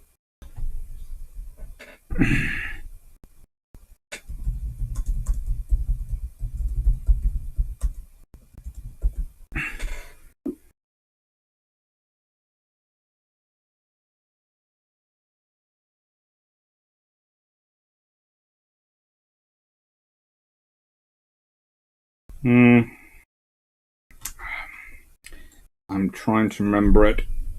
Knuckle dusters were definitely quite heavily used. Well, brass knuckles as they were then. And what's the other one?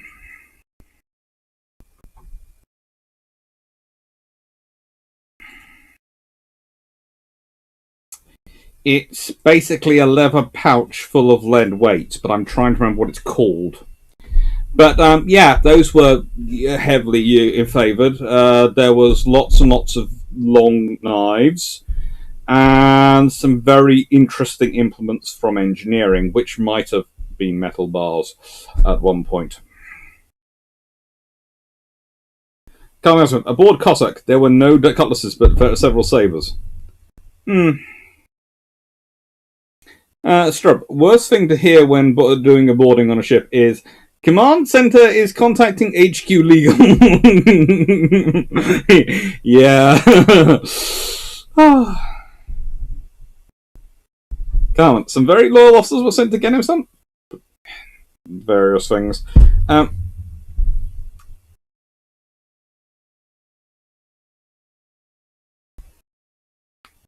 Flinton. Combatant scientists always wondered with Atlantic Conveyor, if it's flying military aircraft on board, is that a combatant? Technically, yes, it is. Or at least an auxiliary. That's got re-Norwegian officers' conversation. Good diplomatic cover for UK, having broken and listening into Norwegian codes. It was kind of useful. How did the Altmark affect future German operations? It accelerated the plans for their planned invasion. And in fact, honestly, if it hadn't been for the Altmark and someone, they would probably have invaded. Wurzburg would have probably taken place about a month after attacking France, because it was seen as a diversion. But the thing is, the British couldn't afford for the Altmark to get home. That's 300 merchant sailors they need for their crews fighting the Battle of the Atlantic. That's 300 merchant sailors. That's a huge psychological win for Germany, which Britain can't afford. Basically, it turns the Graf Spain into a completely bad operation. Was 12 miles considered the limit of national waters in the early 1940s? Pretty much. This is well inside the 12-mile limit. And then some rivers, e.g. Danube, are international waters. Yeah, that gets complicated. Sure, we don't talk about all the codes definitely didn't break, because we don't talk about that because it didn't happen. Version, I'm giving my nutty starship captain a Victorian police cutlass. A type of hanger sword, widely used by constabulary forces as a weapon, more intimidating than a wooden stick in the 19th century. Would work. Belaying pins, yeah, from Chicago. Yes, those got used as well. Blackjacks. Yep, that's it. That's the thing I'm talking about. And it's only against international law when the police and the military have decided not to shoot. No, not quite that bad. Dirk Scott, items not considered normal weaponry. The captain's chair leg, the cook's ladle, the ship's bell. To be fair, the ship's bell's been used before. Cat and nine tails, I don't think anyone was carrying that one at that point. Sure, Mike. Was the RN worried if they trained the crews for boarding, they would do it all the time? To be fair, actually, the RN crews were trained quite heavily for boarding and land actions. You have to remember, this is the 1940s. This is the Royal Navy in the 1920s and 30s has done a lot of land actions, and has been doing land actions for a while. There are, even today, Royal Navy crew are still quite heavily trained in rifle drill and how to technically defend their ship in case of boarding. Tech Govert for slapjack. It was a common knife for policing at that time as well. Vision. A long knife eventually becomes a short sword. Yes, I think it's called a dirk. I think the one they were using at that time. Dirt Squad. A leather bag full of lead weight used to be called a blackjack.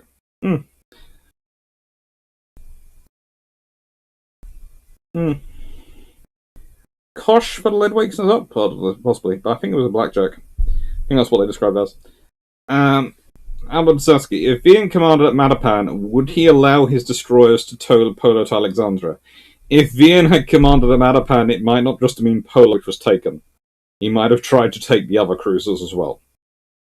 Paul Johnson, what did the Navy sailors think about the merchant team? They thought they were okay. They were often had issues with their station keeping, but they thought they were blooming brave what they were doing.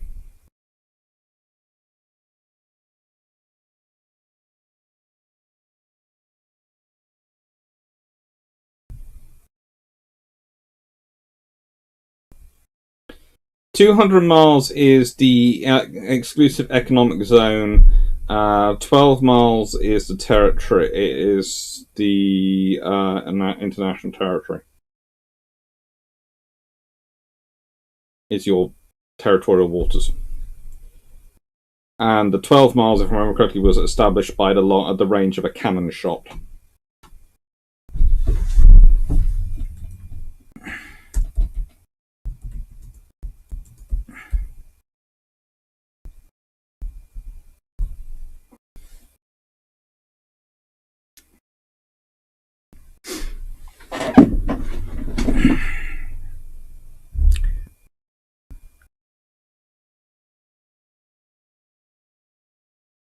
There is territorial waters, then the contiguous zone, exclusive economic zone, and that can be extended out to the into the continental shelf if you can prove it's your continental shelf.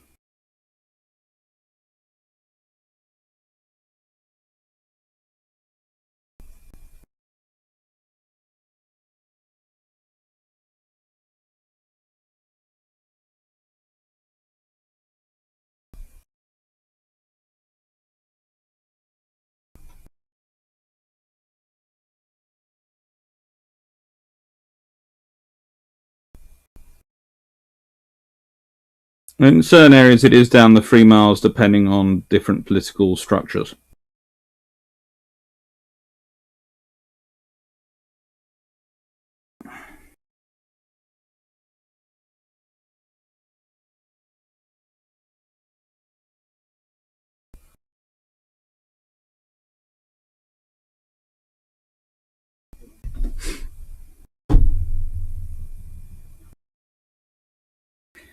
I doubt it was 12 miles in the way in the 1940s. It was cannon shot range in the 1940s, but yeah. It was still well inside their internal waters.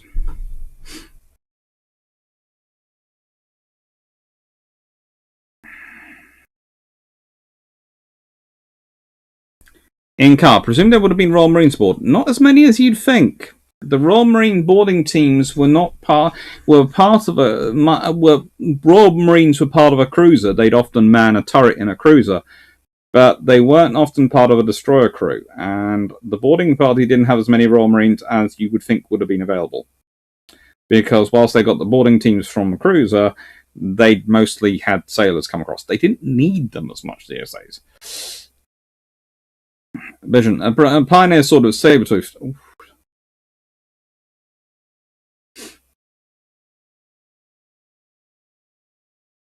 The finalised on 12-mile limit, I think, was in 1982. Going from memory here.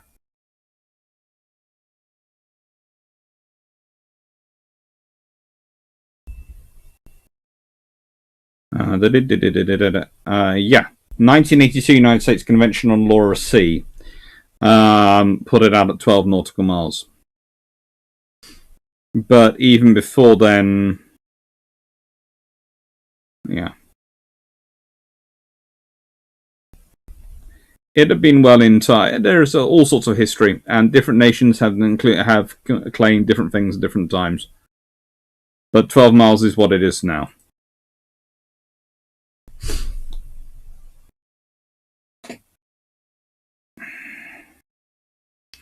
Iron destroyers and light cruiser crews of this era would have cut their teeth on handling pirates, so it makes sense that they would have mastered the art of contested boarding. They certainly, many of them had fun on the China Station and various other places around Africa where they'd had this sort of fun. Third Squad. The time they were making those rules in the 1900s, cannons could reach about 3 miles, hence the 3 mile territorial limit. Yes.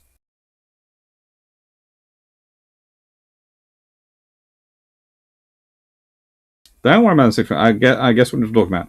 But sometimes I sit there when I'm giving my presentations and I stick to the 12-mile limit because this is going to sound strange, especially when I'm teaching international relations at the same time. I don't want the students are often first years when I'm talking about this one. But no, I think at that time, I think it was a roughly 3 mile limit. But some nations did have claim further.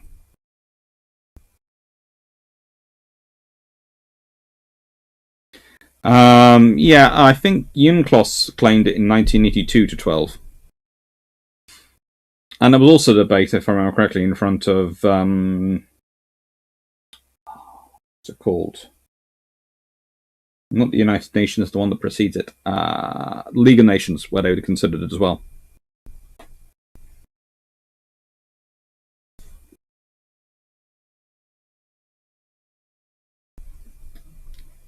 There was a tribe at Laerty Gulf. I think there was an Australian tribe at Laerty Gulf.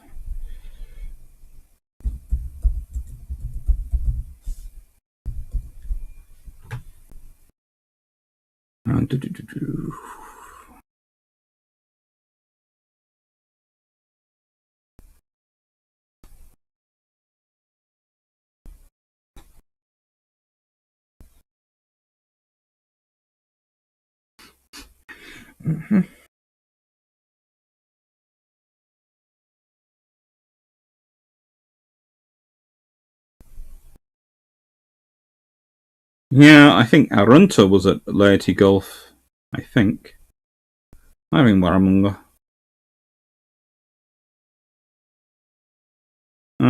I think actually it seems both Warramunga and Arunta did time at Lady Gulf.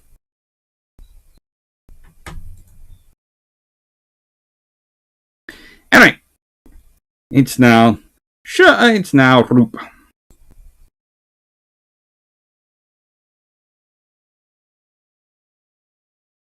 Try to avoid confusing them. These things have changed over the years. That one doesn't work, unfortunately.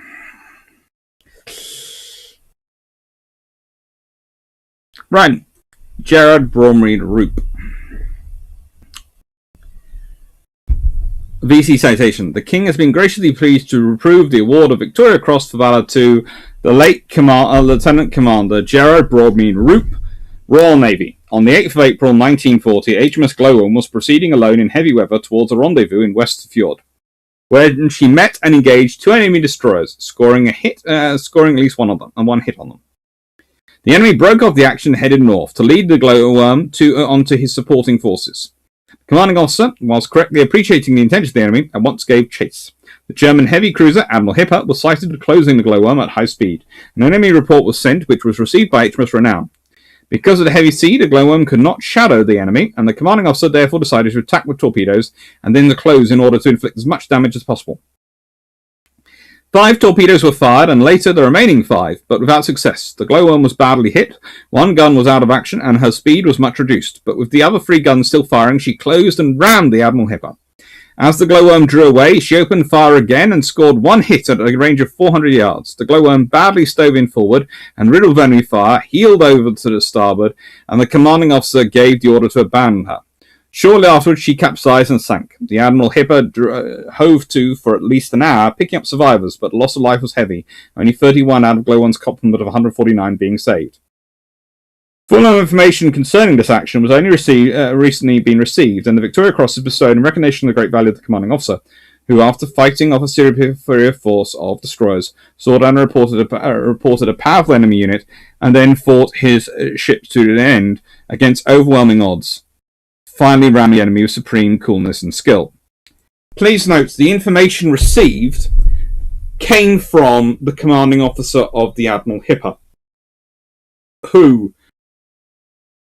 was very much, upset Hitler sending this through, but felt it was a requirement and duty of honour that he send an accurate account of events. And so he did.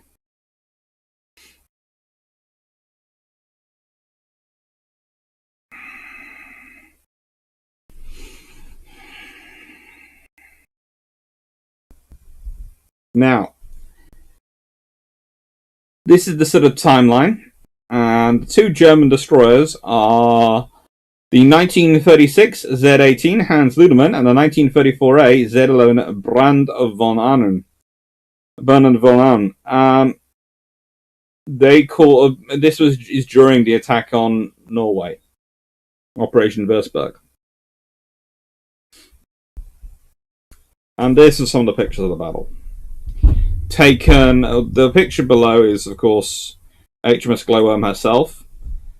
But the pictures, the top right as you're looking at it, is Glowworm sinking.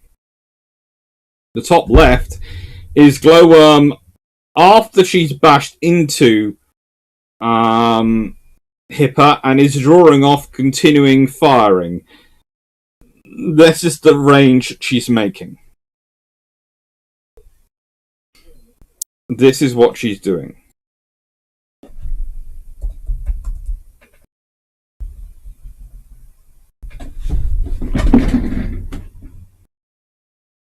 Where are these ants coming from?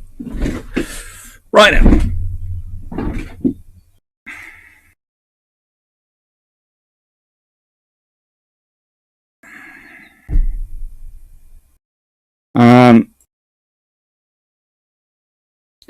the commander of the HIPAA, who sent the message through, was Helmuth Hay. He was eventually promoted to a vice admiral in 1942, and was made in November 1942 was made commanding admiral of the German naval forces in the Black Sea. And from 1944 onwards, April 1944 onwards, he was commanding admiral of the small naval forces, including mini submarines, combat divers act. He published several books after World War II on naval strategy, history, and various other things.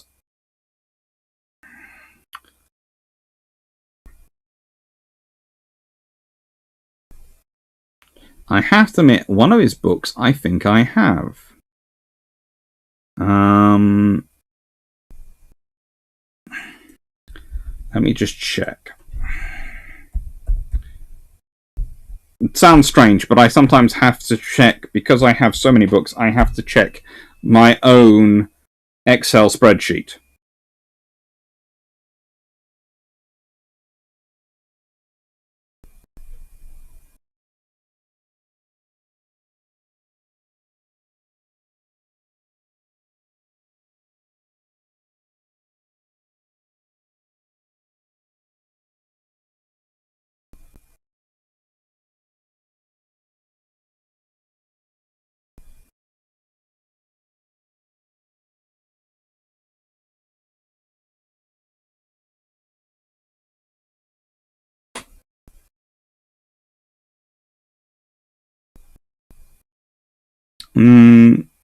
Not on me now. Actually, I don't. I do have one of his books on my ordered list, but it hasn't yet arrived. So that's why I think I have it, but I don't have it. It could be an interesting one. I found an English translation of one of his books. If it's good, I'll send it for. I'll tell you about it. Right. Vision. Then arguments about whether glowworms should have been there or not, going back for a man overboard, getting lost, compass bearing. Honestly, you send people back because you take you take care of your crew. Was the engagement? Was this the engagement where the torpedoes barely missed Hepper? Yes, they did. They literally scraped alongside at one of them.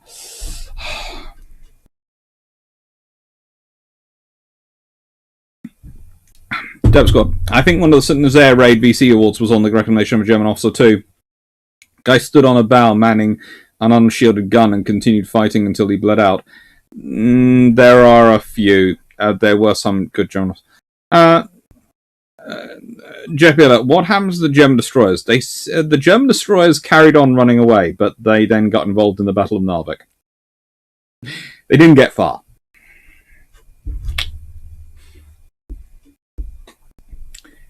Carmen, do you have Battleships of World War I by Peter Hall? If so, how good it is? I do, and it's very good. It's Peter Hall. That just, in the nicest way, there are some names which will never produce a bad book. They will produce a less good book, but never a bad book. And Peter Hall, Norman Freeman, Andrew Lambert are them.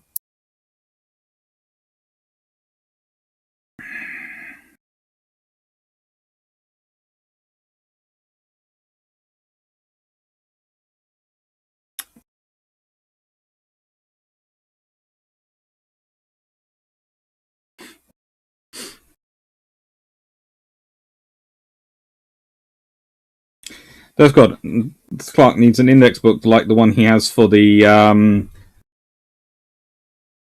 Institute, the transactions of the Institute of Royal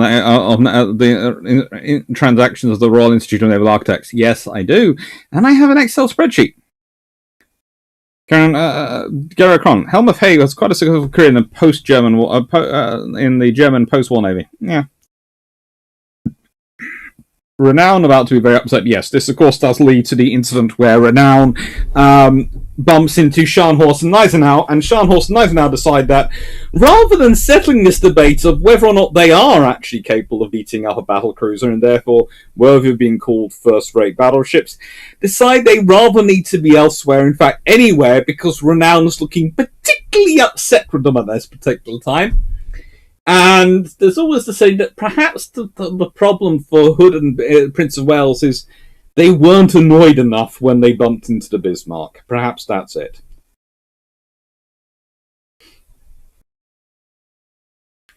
Come, have for free from the charity shop I help out. Good for you. No, I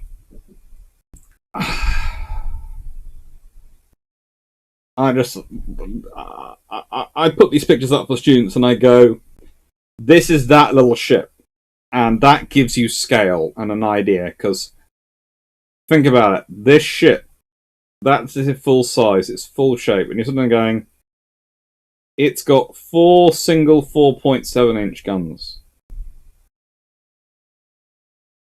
It's got 10 torpedoes. It's tiny. It's got 150 odd crew. 31 survive.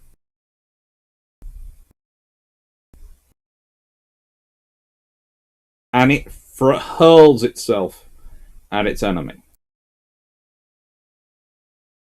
And there are people who go, but that's not, he dies. This can't be good tactics. He's a notable small naval forces commander, yes, but he's this kind of good guy.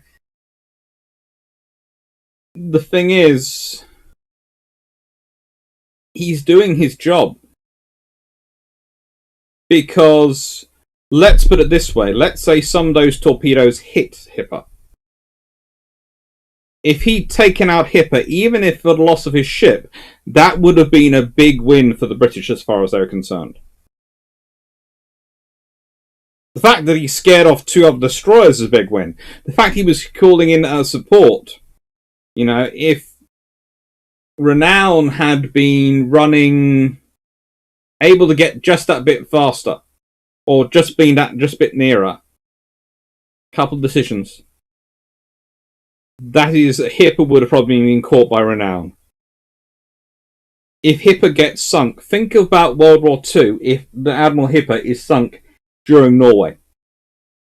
If they lose 2 heavy cruisers during Norway. That's a big loss for them. Jeffrey, how much was Glowy's superior seakeeping a factor? That's the trouble. She wasn't really that great at seakeeping. None of them were in this heavy seas. The Tribals were the ones built for the heavier seas. It's one of the reasons why they get damaged more. She's doing okay.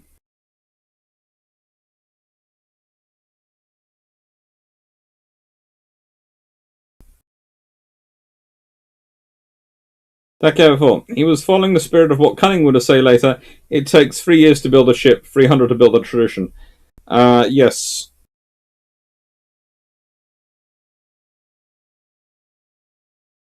Jared Cron, he sees a possibility to punch much over his weight and simply go for it. Yes, the Royal Navy could afford to lose a G-class destroyer. It had hundreds of destroyers. The German Navy couldn't afford to lose heavy cruisers. And that's the thing. The more they lost, the more problems they get into.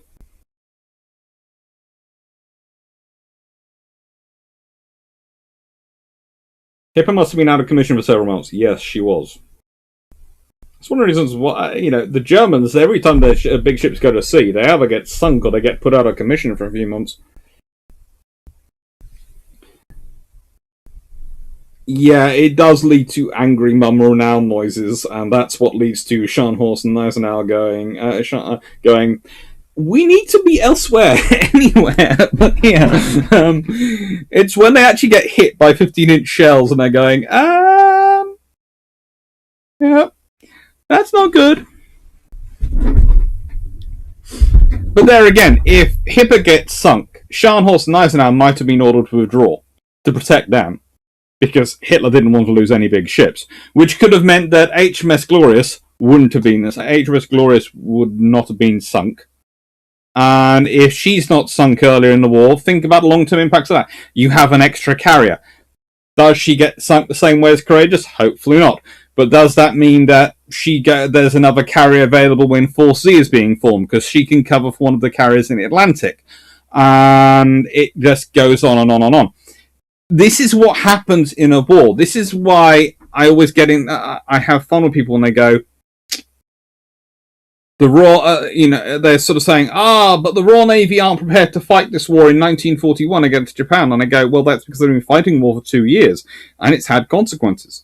And sometimes there is no such thing as a good decision. And you lose ships. Right. I'm thinking, yeah, this is the last one, and then we'll get into some question and answer sessions. And this one is a very interesting one. This is one I guarantee most of you will never heard of before. Frederick Thornton Peters. Now, Jepila, I had read Glow was doing better in the seas than the overloaded German destroyers. Yes, she was doing better than the German destroyers. But there again, it's not hard to do better than the German destroyers in heavy seas. The British destroyers do have a habit of doing better than them. Mainly because the Germans have a habit of making their destroyers full of top weight. Because they decide to input massive guns. Thank you, Carl Gasberg, for the Iron Brew Fund. Very kind of you. I'm not sure what 1,000 Huff relates turns to do, but thank you. I'm still trying to work out what Huff is and what the currency Huff is. Jeff Beeler, yeah, it's a clear example of being it's the clearest of a good example. Shumack, it's the clearest example of between a good officer and a bad one is about 10 seconds. Yeah. It's not actually when you make decision, it's how quickly you make decision. That's got leads to German ships being in repairs for a while and the RAF going, oh, it's stationary, say. Would be rude not to. Yes. The RAF, the favourite ship for the RAF to engage is a stationary one.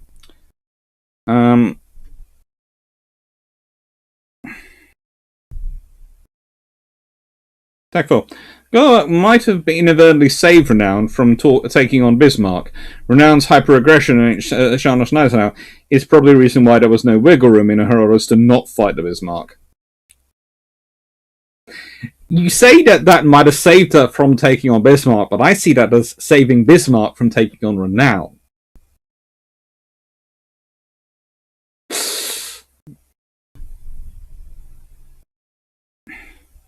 In a running battle, it's 4.15 versus 6.11 inch, so Renown is not at a disadvantage. No! Not to her mind, anyway. I seek to report it. Ah, yes. Uncle A was so scared of losing his large surface combatant that he refused to allow him to leave the fjords. Yeah. Hungarian foreigns. Oh, thank you. And the RAF then proceeded to occasionally bomb the town. Yes. It's a little less than 2.5 sterling. That's fine. Still cool. Thank you. It's more than enough for a bottle of Iron Brew. Thank you. So, Frederick Thornton Peters. Now, this is one of those officers when you introduce him, people go, who? And one of the problems with him is that he does die during World War II.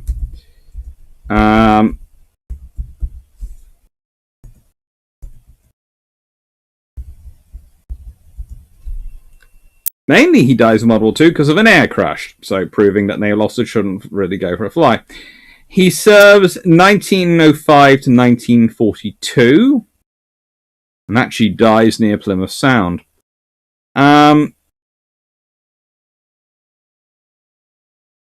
He began the First World War as a lieutenant. He retired in 1919 at the age of 30 as a commander, having won the Distinguished Service Cross and British Distinguished Service Cross.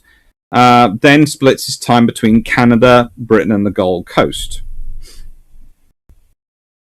In October 1939, he volunteered again for British service for the Royal Navy Service and was made a commander of an anti-submarine flotilla.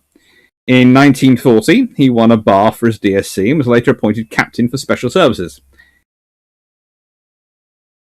He was 53 years old when he did this during Operation Reservist.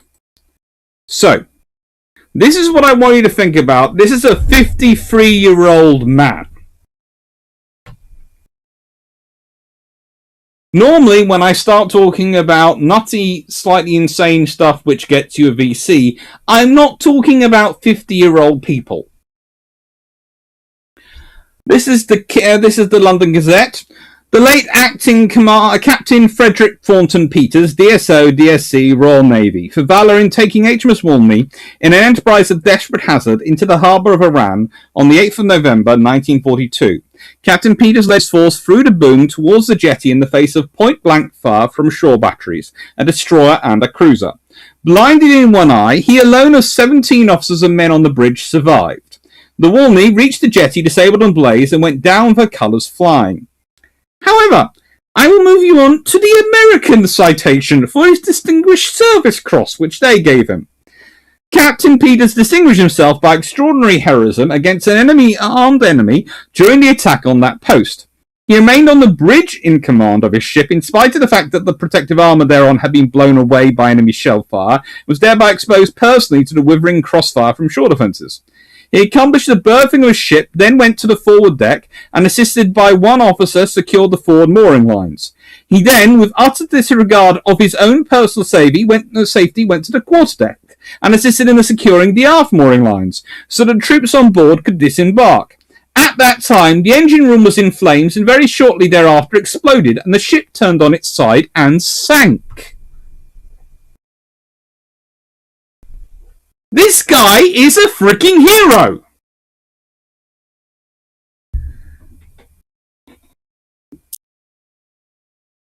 Frank Swanson, could you make a video about how overstretched the RM was by the time the IJN get into war? What were the strategic situations and such? I could, but I could also just say that one of the cruisers deployed to the Far East was HMS Exeter. You know, if that doesn't tell you how overstretched the RN is, nothing does.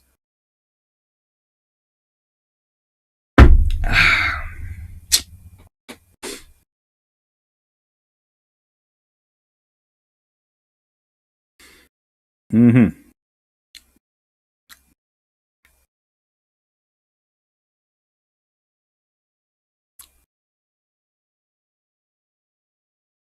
That's good.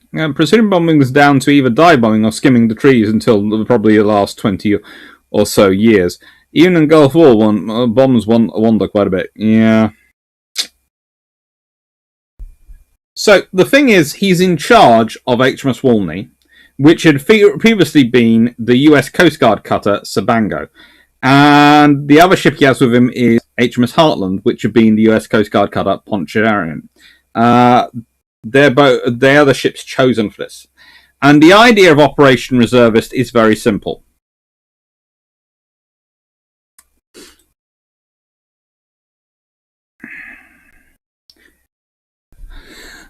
The Vichy port of Oran had critical facilities which needed to be secured before they could be destroyed by sympathizers. The idea was to land troops directly from ships from these two what are called Banff-class sloops in British service into the harbour. And the plan was hoped that it would take the French defenders entirely by surprise, or that they would either cooperate with the landing forces. Either way, they are committing 2 sloops and 393 troops against a force which was 4,000 soldiers and 31 warships.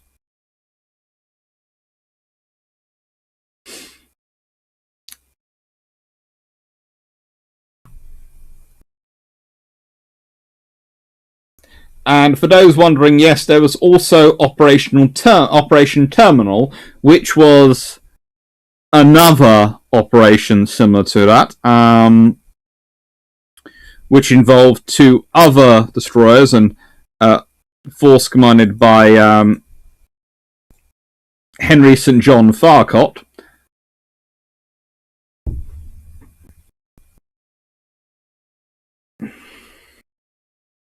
Who was 43 at the time and would live till 2004 when he was aged 103 and had also served in the Battle of Jutland. So, you know, these were interesting operations. Anyway, Operation Reservist. The landing ships came under sustained fire from the defenders once they were inside the harbour. Boom. This included 4 shore batteries from east to west, the Mole Ravin Blanc, Mole Miller, Mole Girard, and Mole Centre. There were 31 ships in port, which also decided to start firing at this point, although really not necessary. And casualties exceeded 90% of the Allied force. Of the 393 American infantrymen of 3rd Battalion 6th Armoured Infantry Regiment involved, 189 were killed, 157 were wounded. The Royal Navy suffered 113 dead and 86 wounded. And the US Navy team assigned as anti-sabotage had 5 killed and 7 wounded. Walney did actually... This is the ship commanded directly by Peters. Made it alongside the jetty and succeeded in landing a number of small men before blowing up gloriously. The survivors were all captured. However, the defenders surrendered 2 days after invasion, after the harbour facilities had already been destroyed.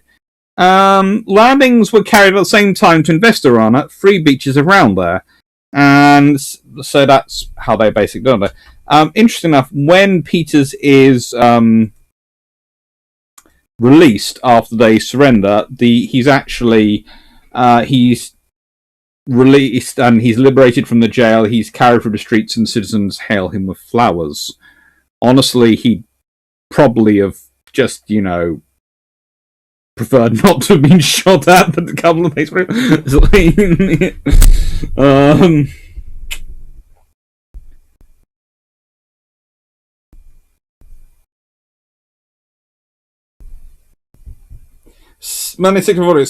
he was given a VC and the US gave him a DSC. Yes, don't take this the wrong way, but America, I think this is definitely deserves a Medal of Honor in my book. If you are... listen to what you're describing. What he's going through to get your troops ashore. Admittedly, a lot of you die, so I can understand you being a bit parsimonious, but that be to the British government as a whole, not to him. Curiously, the US seems to have gotten into the habit of refusing to award Medal of Honor winners to those still alive anymore. The same happened to VC awards in the last couple of decades. No.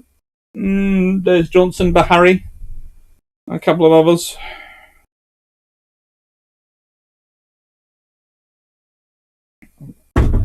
Carmen, the real being overstretched. There was no carrier there for Force Z or immediately after. Yes, it's US Robin, but none of us. Yeah, and that's the thing. USS Robin is with the Americans afterwards, not with the British. The British do send carriers out to the Eastern Fleet fairly quickly. But they get formed up into the Eastern Fleet, and you sort of sit there and go, if you'd have... it's the great what if. It's, you have Courageous, Glorious, and Ark Royal. If any one of those carriers are still in service... in December 1941, the odds are Force Z has a carrier with it. Because you have that extra. If you have any 2 of those things, it's guaranteed.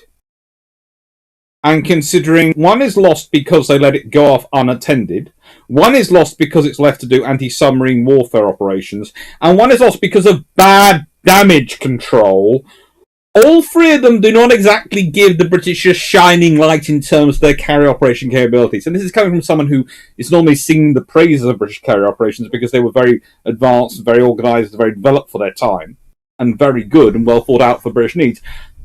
But let's be honest, the loss of those 3 does not give the British at all a good look.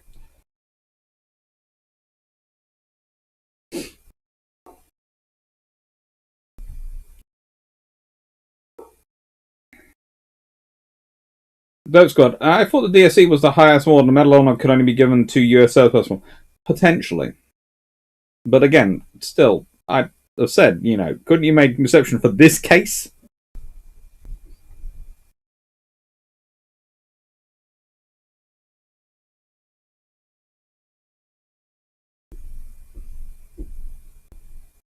Yeah, so basically he put Jack Sparrow coming to port scene from first... under fire, on fire, with troops on board, and being able to personally moor before sinking. Yes. Pirates of the Caribbean isn't so much a work of fiction as a putting the work of Royal Navy destroyers from World War II into a more believable premise, i.e., Age of Sail. Yeah, Iron Train. Honestly, no. They just really wanted those harbour facilities, and that was the only option. They knew it was a absolutely Hail Mary chance, so they sent the minimum possible forces, but they had to give it a go. I haven't played Ultimate Admiral Dreadnought yet. I am still saving up for the book for it. It's going to be bought the end of this month.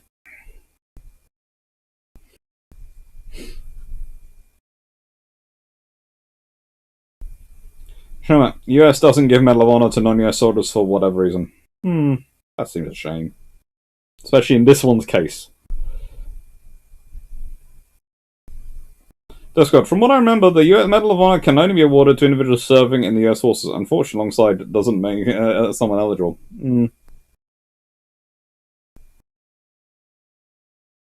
Canada has not awarded a Victoria Cross since World War II.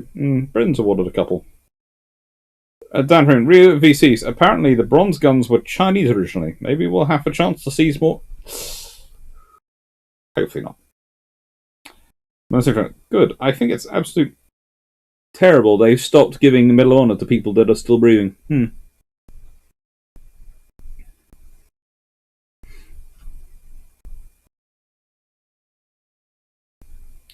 Ian Carr, new carrier HMS Indomitable should have been with 4C. She had gone aground working up in the Caribbean.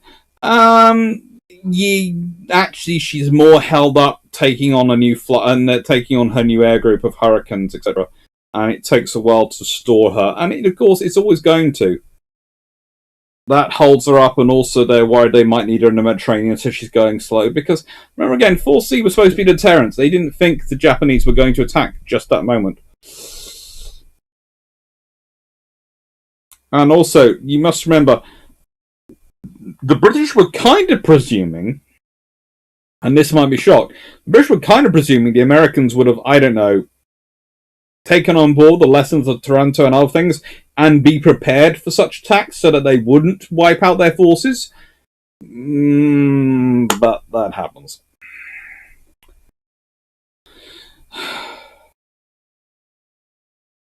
Is it because the CV was seen as no? The CVs were seen as capital units. That's half the trouble though, because if you're following RN doctrine, you're supposed to be keeping swordfish in the air to provide airborne early warning and a strike group on the flight deck, but they didn't have that in the case of Glorious. In Courageous's case, they were doing anti-submarine warfare because they only had a carrier for that. And they knew from exercises they needed a carrier to do a proper anti-submarine barrier operation, especially when you're trying to do it after you've lost Norway. If you'd had Norway, you would have had long-range maritime patrol aircraft just flying across from Britain to Norway and back. The whole time they would have provided you air support for your anti-submarine group, so you wouldn't need a carrier for it. And for Ark Royal, that's just an idiot. Or rather, someone who didn't understand the reasons you do counter-flooding on a carrier and damage control. Because it's so freaking top-heavy.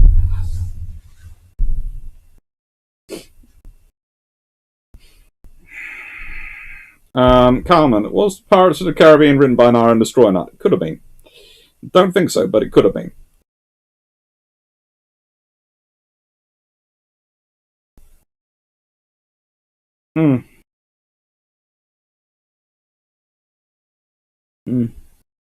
Kangos. I guess Captain Peters was also immortalized as the Soviet cargo captain mooring his ship in Reykjavik Harbour in Red Storm Rising.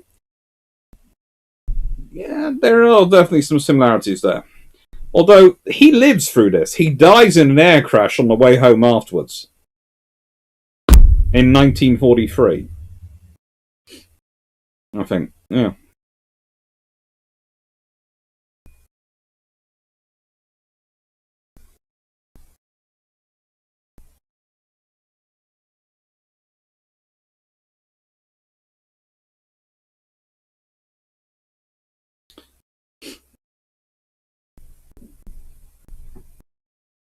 Everyone, and Flint and I would agree, everyone thinks modern warfare is at long range, but it's not.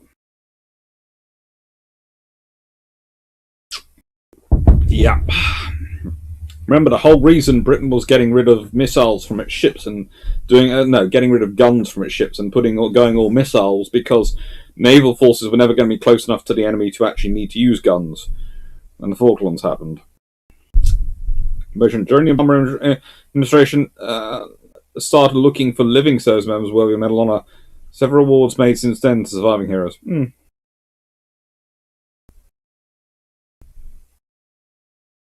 President Obama noticed that no one living since Vietnam had won the award. Asked Pentagon to look into it to see if lesser awards were worthy of upgrading. Some Vietnam vets got Medal after decades too. That's good for them. Though the people who have won the VC recently are usually alive by pure luck, pulling wounded people out of a burning vehicle with a broken leg while under sniper fire.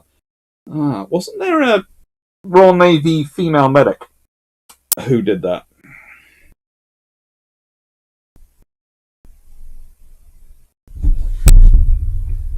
But no.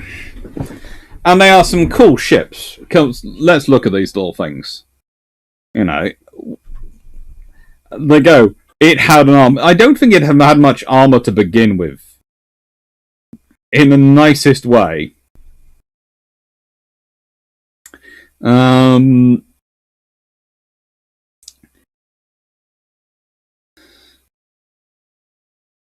with a single 5-inch gun, a single 3-inch gun, and two 6-pounder or 57mm guns.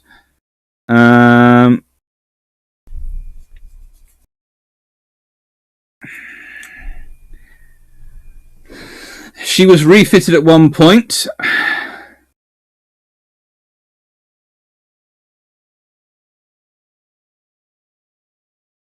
You know, she'd done... Ooh. She spent her time mostly part of the Londonderry Sloop Division. And assigned to the Atlantic convoys. She deployed on the Western Approaches Command. She'd done all that sort of things. Done all sorts of operations. It's only later on that she's assigned to operate and she was nominated for special duties during the planned North African landings, Operation Torch.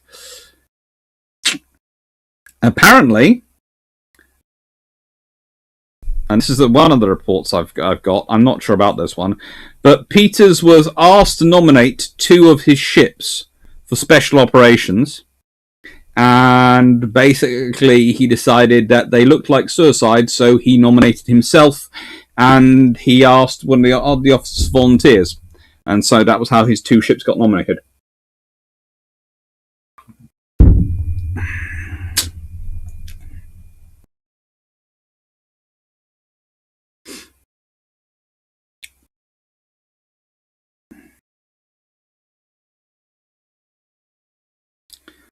And after all, one wonders if his last words after surviving all that and then going down in a standard air crash was bugger. Possibly.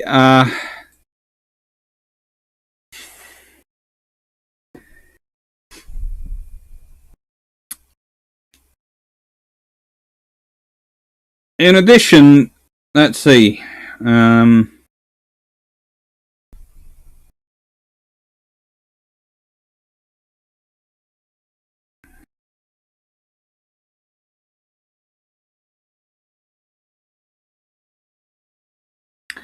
He was, of course, Canadian-born. He also apparently served with British Naval Intelligence and had done some work with them at various points. He's coming back to Britain in a Sunderland flying boat which crash-landed in Plymouth Sound in thick fog at the entrance to Devonport Dockyard.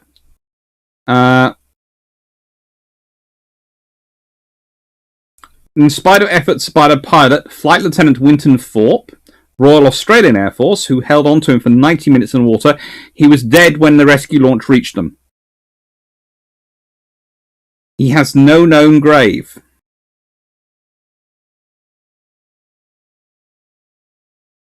Mount Peters was named in his honour in British Columbia. Um,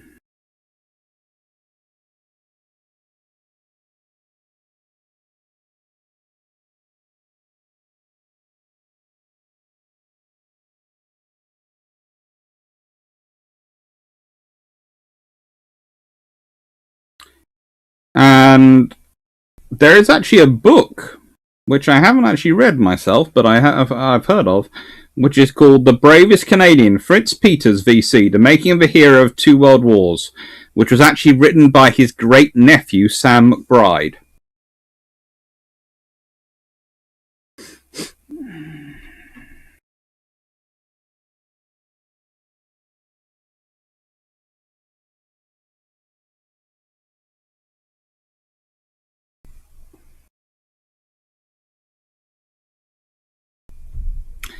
I'm presuming buried at sea if there's no known grave. Rest of the Kate Nesbitt, Military Cross. I seem to remember being annoyed at that because she got the MC and I thought she should have got a VC for that. I don't know.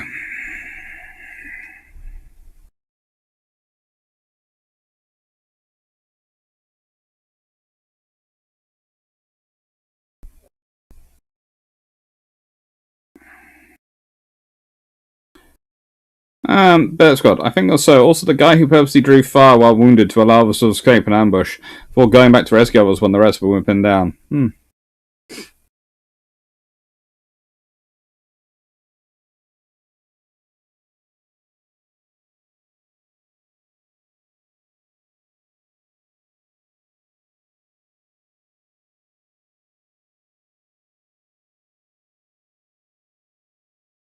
How about... I think that's for the Type 83. Kahaman, Vision. The author of Red Platoon is a US recipient of Medal of Honor in Afghanistan. Cool.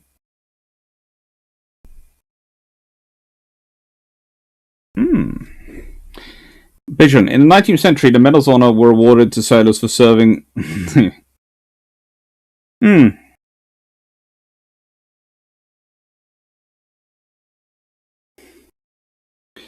19th century, the Medals of Honor were awarded to sailors for saving drunk Frenchmen who fell off piers next to US and warships. Stands for Medal of a Changeover Time. Well, I think that's because there were a lack of other options for medals. This is one of the problems. When you only have a certain level of medal, you have to go to that. And then you add in others, and then it takes a while to work out where they fit in the cycle. Because if you add in all these ones below it, then you have to give them out. But that then raises the bar for that. But does it raise the bar too high? This is what the British found the Victoria Cross when it came in, and it's one of the reasons why that's led to... There have been about since Victoria's Cross has come in, there's been about 2 generations of British changing medals around.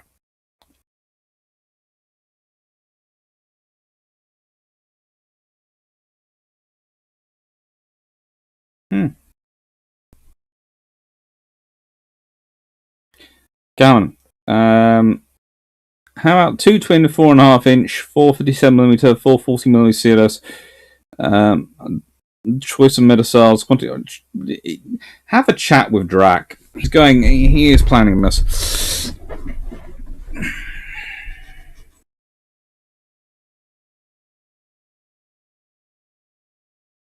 Leslie Phillips. The Medal of Honor was also used as a re-enlistment inducement to one Union regiment during the American Civil War. Later on, these awards were rescinded. Probably makes them worth more to the collectors.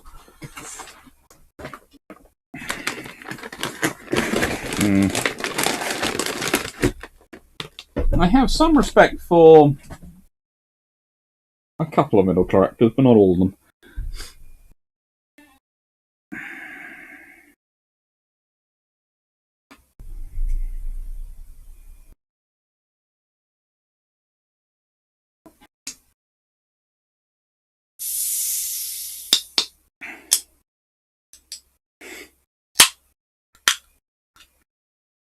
Right. So,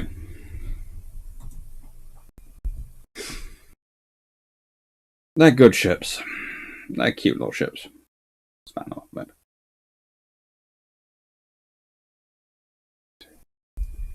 So, questions. Have we enjoyed today's session? I have to admit, it isn't as fulsome as I'd originally planned. I have to admit there is one officer I haven't managed to include, who I hope to add in before I turn it into a long patrol. Long patrols are going to be about a week behind what they were originally scheduled. So I think, if I remember correctly, next week's going to be K-class submarines. But it's one of the things I've had to look up is the actual control, the actual things, and I've got to put the patron stuff up. I now got all the programs on the computer and all the files loaded onto the computer that I can get, that I have got backed up, and so I'm now sort of building that up and getting all those things. My family collect items from the German Armed Forces in World War II. If it's not preserved, it'll be forgotten. Thus, we have our place. I do agree with that, but there are some people who, Carl, as we all know, there are, in all things in life, there are good collectors and bad collectors. There are good retailers with them, and there are bad retailers. And the trouble is, the bad ones tend to give a name to the good ones, which the good ones then have to live beyond. And the trouble is with... I've seen some very predatory behaviour amongst some collectors in my experience. And I remember there is one particular case where I know at least one individual who specifically left his medals with the lawyer who'd written his will and actually stored them there so that if he died, they couldn't disappear before they were given to the person he wanted them to go to, because he didn't trust one of his family.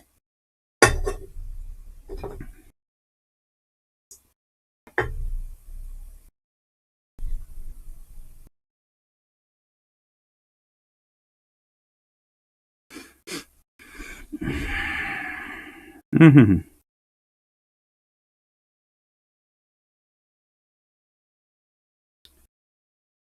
Frank Spencer, do you know if there are any pixel tribals in East Coast Yards, New York? I don't think so. I don't think any made it to America for refits. I'm just going through the memory. No, I don't think so. They were all refit in the UK or India, surprisingly enough. Quite a lot of them did, and some South Africa as well. Mostly when you're going to New York, you're sending cruisers, battleships, carriers. Something big and worthwhile sending. Vision. In the Civil War, breveting was the award given. Instead of medals, you got honorable promotion and rank without authority or pay of that rank.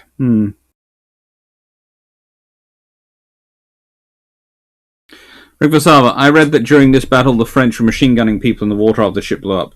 There are all sorts of rumours about what the defenders in Iran get up to. Some of them are... 9640, yay! K-Class, yay! Yes!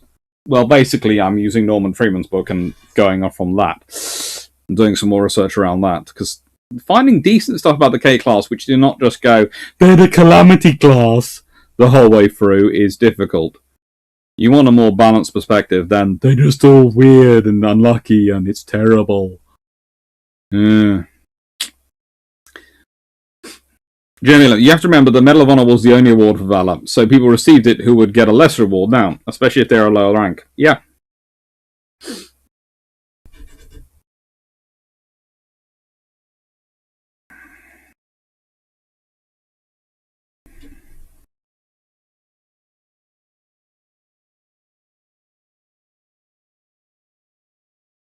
There are lots of rules around the awarding of the Victoria Cross. I know it caused trouble in the Falklands War, in that I think it's only H. Jones who gets one, and the part of the trouble is that other services didn't submit theirs on time. It was they didn't realise there was such a tight time limit for submitting them, and so it meant that, let's put it this way, the Royal Navy really wanted some of the mine warfare divers to the mines clearance divers who did bomb disposal on the ships to get Victoria Cross or very high medal, and they ended up just getting mentions in dispatches because of various bureaucratic reasons. And you sit there and go,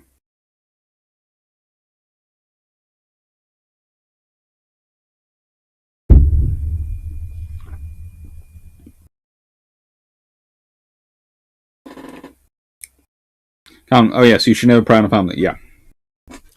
As I said, some are good, and I have lots of friends who are very good, who are, they call themselves, what do they call themselves? They don't call themselves collectors, they call themselves artifact historians. Or artifactual historiographers. One calls himself an artifactual historiographer. Because they're like, and they actually, one of them runs a website where they put up their pictures of what they have, and they go, this is the details about it, da da da da da. And occasionally loan it out to museums and those sort of things. There's got the correct difference between collecting and venerating stuff from World War II. There is a big difference in some people. I used to have a neighbour who I frankly worried a bit about on the venerating stuff from World War II Germany, and considering what you could see through his window when you walked past the house.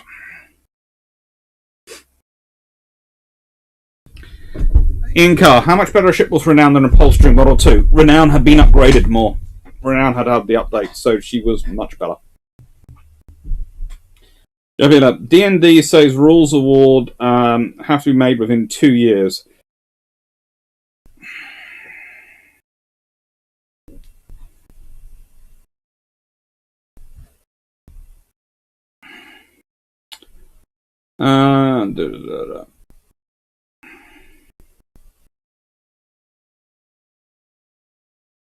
It would be interesting in T-boats, especially given their Cold War exploits.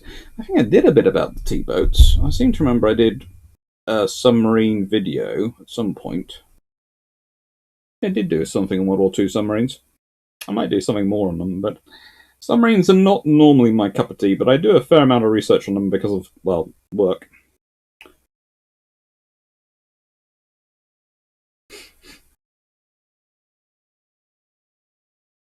Scott, were the defenders of Iran remembering that the British had shot the pretty much defenceless fleet a few years ago earlier? To be fair, the British were doing everything they could to make it look like it was the Americans coming. Hence the American origin ships, the American troops aboard, the American flags being flown. H. Jones and Sergeant McKay. Yeah, I knew there was another VC winner.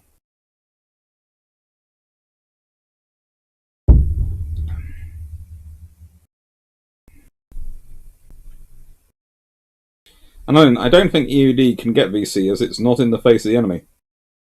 Same applied to EOD in the Blitz. Well, you see, the Royal Navy's criteria was based on the fact that they were under air attack whilst dealing with the bomb. And they felt that was very much within the keeping of the... well, they thought at least it would be either VC or Distinguished Service Cross, I think was what they thought it should be, and it was... Is the Ashcroft collection still the Imperial Women's Museum? Yes.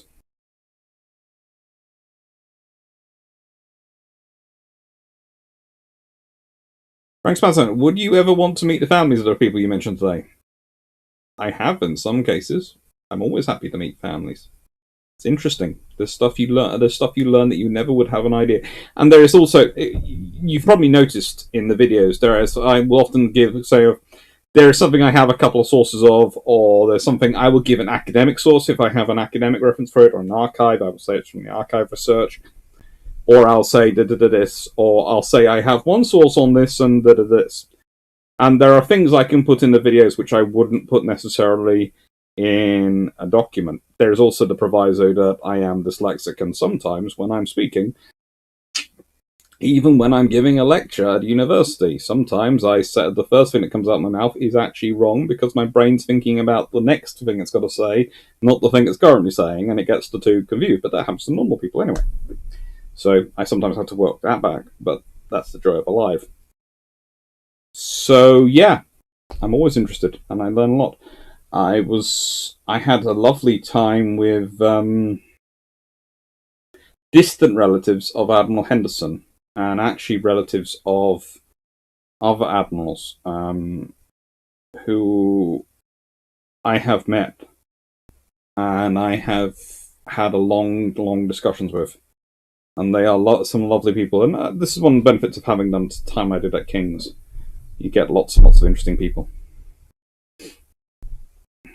Gail Hammond. Makes me remember the story of my boss telling me about when he was offered large amounts of German items from plates to weapons. The person refused to let him see in case. Part 1. Yet he would say he used to have dinner on a special occasion on the plates he claimed senior Nazis ate off. Very dodgy. Oh god, yeah, that's worrying. Yeah, my neighbour, no longer there, but had a room which was basically various SS flags, all sorts of memorabilia. Not a nice person, either. So that just added to the impression. Inca, Araran, and Mesocalia are different harbours. Yes, different. Near each other, but different. They're both part of French North Africa.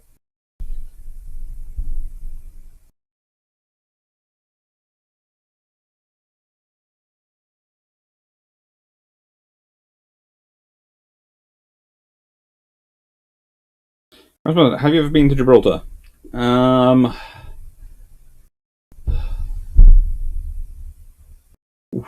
That's a difficult question because I have been within the water of Gibraltar and waved at it, but not actually on Gibraltar, so probably on the balance no.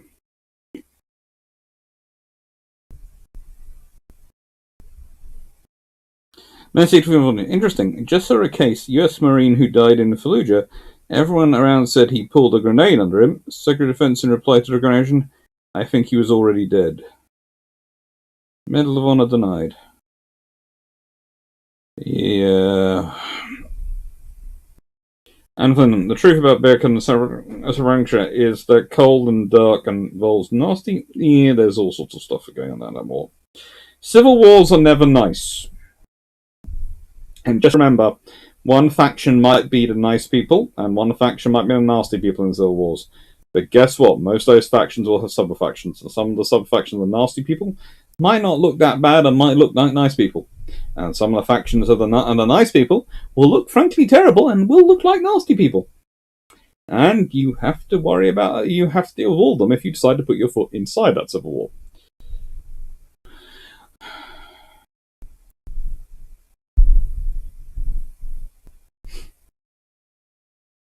All our bottles are boxed up, but we always are happy to show it to people who we trust or who have interest. That's good. It's nice.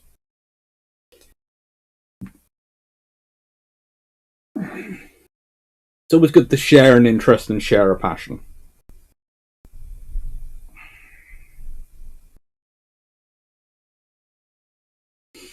I have to say that was the fun with this week's episode of Bilge Pumps and probably tomorrow's episode of Bilge Pumps as well, which is episode 46 from memory. Sheesh, we're getting very close to the episode 52. Let's see, 6 more weeks after this, so it'll be probably recorded.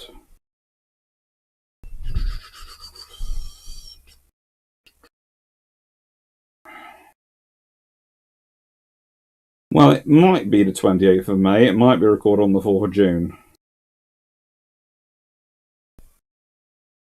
Because we might have a backup episode appear before then.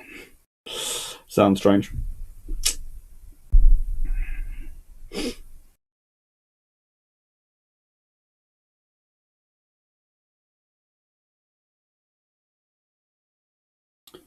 That does get a lot better. Yeah. Mainly that sounds like the sort of story I am unfortunately used to hearing these days. Is Douglas Adams a war vet? I'm not sure which Douglas Adams you're talking about, though.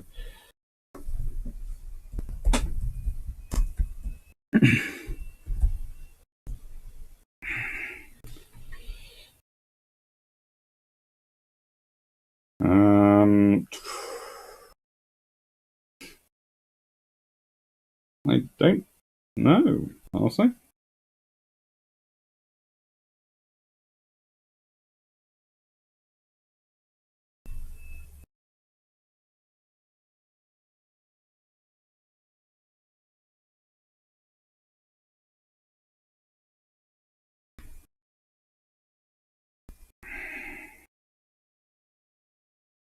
I don't think the author of Hitchhiker's Guide to the Galaxy was a war vet. He was born in 52, so that's too late for national service.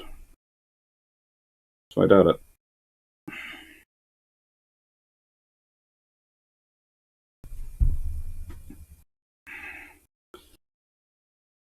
Ah, yeah. Death Squad. Civil Wars, notoriously uncivil. Unfortunately, those who have least concerns for the actual civilians are most likely to win. And also, the winning faction is usually split, causing further wars, probably. Yeah. Yeah, it's totally off topic. Recently in Name That Ship, we saw a picture of a winterized gunboat in Toronto Harbour. Would you happen to know how long roughly that conversion would take? Circa 1867. It would depend on the level of winterization. If it's already a ship on the Canada station,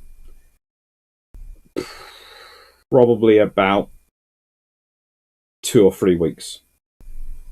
If it's a ship which is just deployed to the Canada station, it could be a month and a half or so.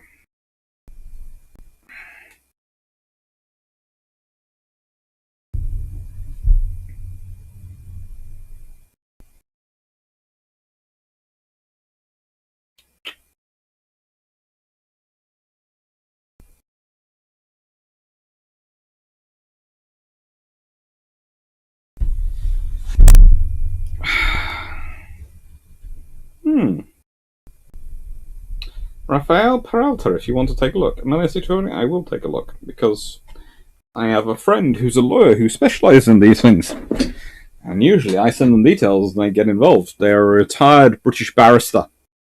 And they got a lot of money and still do a lot of money from advising the corporate world. And that's their sort of passion project, because their early life before they became a barrister was, I think, a lieutenant in the Guards or something. I don't know, what ships did you dive on?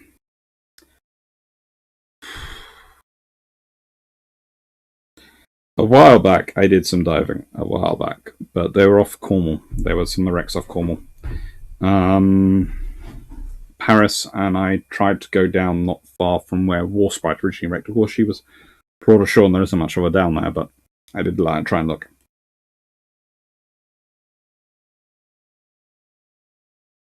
What is winterization in this case? Well, basically, right then, winterization could be many, many different things, but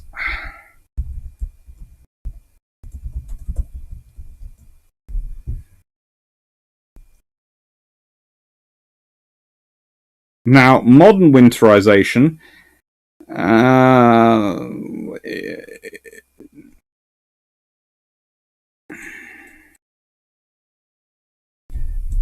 is basically taking out everything and using oil which won't freeze and all sorts of scenarios. But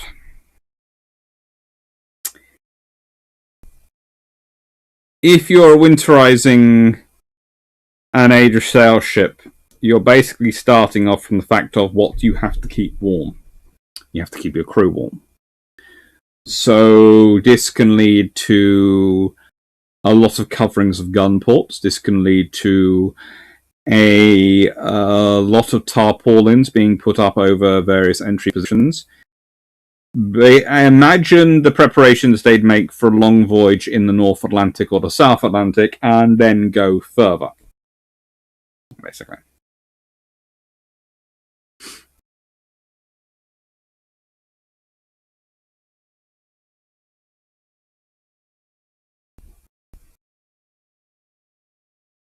And they like to get involved in American matters. They get involved in American, Canadian, British. Let's put it this way: he did very, very well on corporate law.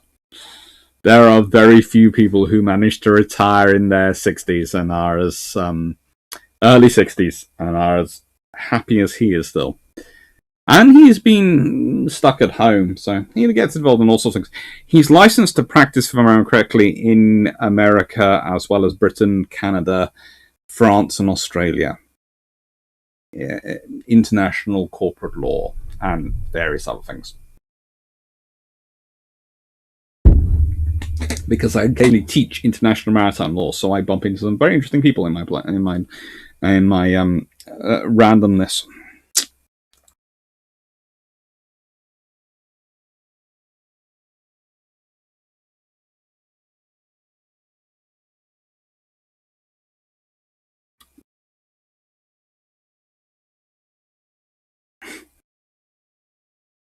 Right, and it's almost been 3 hours, so I will be finishing shortly because I'll be going and, well, getting some tea. I'm hungry. Adam, so I'll just answer these questions, but I'll be going in about 3-5 minutes. Adam could post some lovely photos of the place. Only went, yeah. Good, Calvin Gaspard, read goodbye, bad guy. Hungary and Poland take diplomatic steps against a certain country for treating minorities badly. It's a sign. When Romania gets involved and sides with Hungary, it is a neon sign. That's good. Fairly often, usually because the merchant, that's Burma, yeah.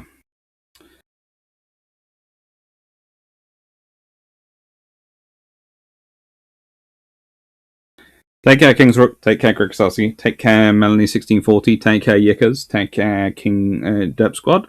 Calvin Gasberg, Adam Flinton. Thank you again for all the super chats. Thank you to everyone who has liked the video. Thank you to everyone who shared the video. Thank you to everyone who has decided to join Discord or Patreon. The vote is going to be going up there soon. Well, rather, the suggestions will be going up there soon. Now I've got everything working, I can get back and get organised. Slowly. And Carl, should I make my design for my Dream Type 83 and send it in for the build trumps as a ghost? That'd be cool. Take care, John Shea. Take care, Grasowski. Abzassi, thank you. And Jeff Beeler. What are you most interested in vis-a-vis Ultimate Admiral Dreadnought? It's 1890 for me. I think I'm going to try and play around with some of the theorized battleships which weren't built but which were planned by the British. Take care, Derp Squad, and thank you, DG40. Thank you, Betron. Thank you. Good night, Jeff Beeler. Night, everyone. Thank you.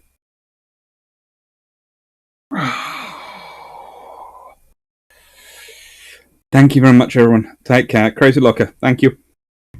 Take care, everyone. Bye-bye.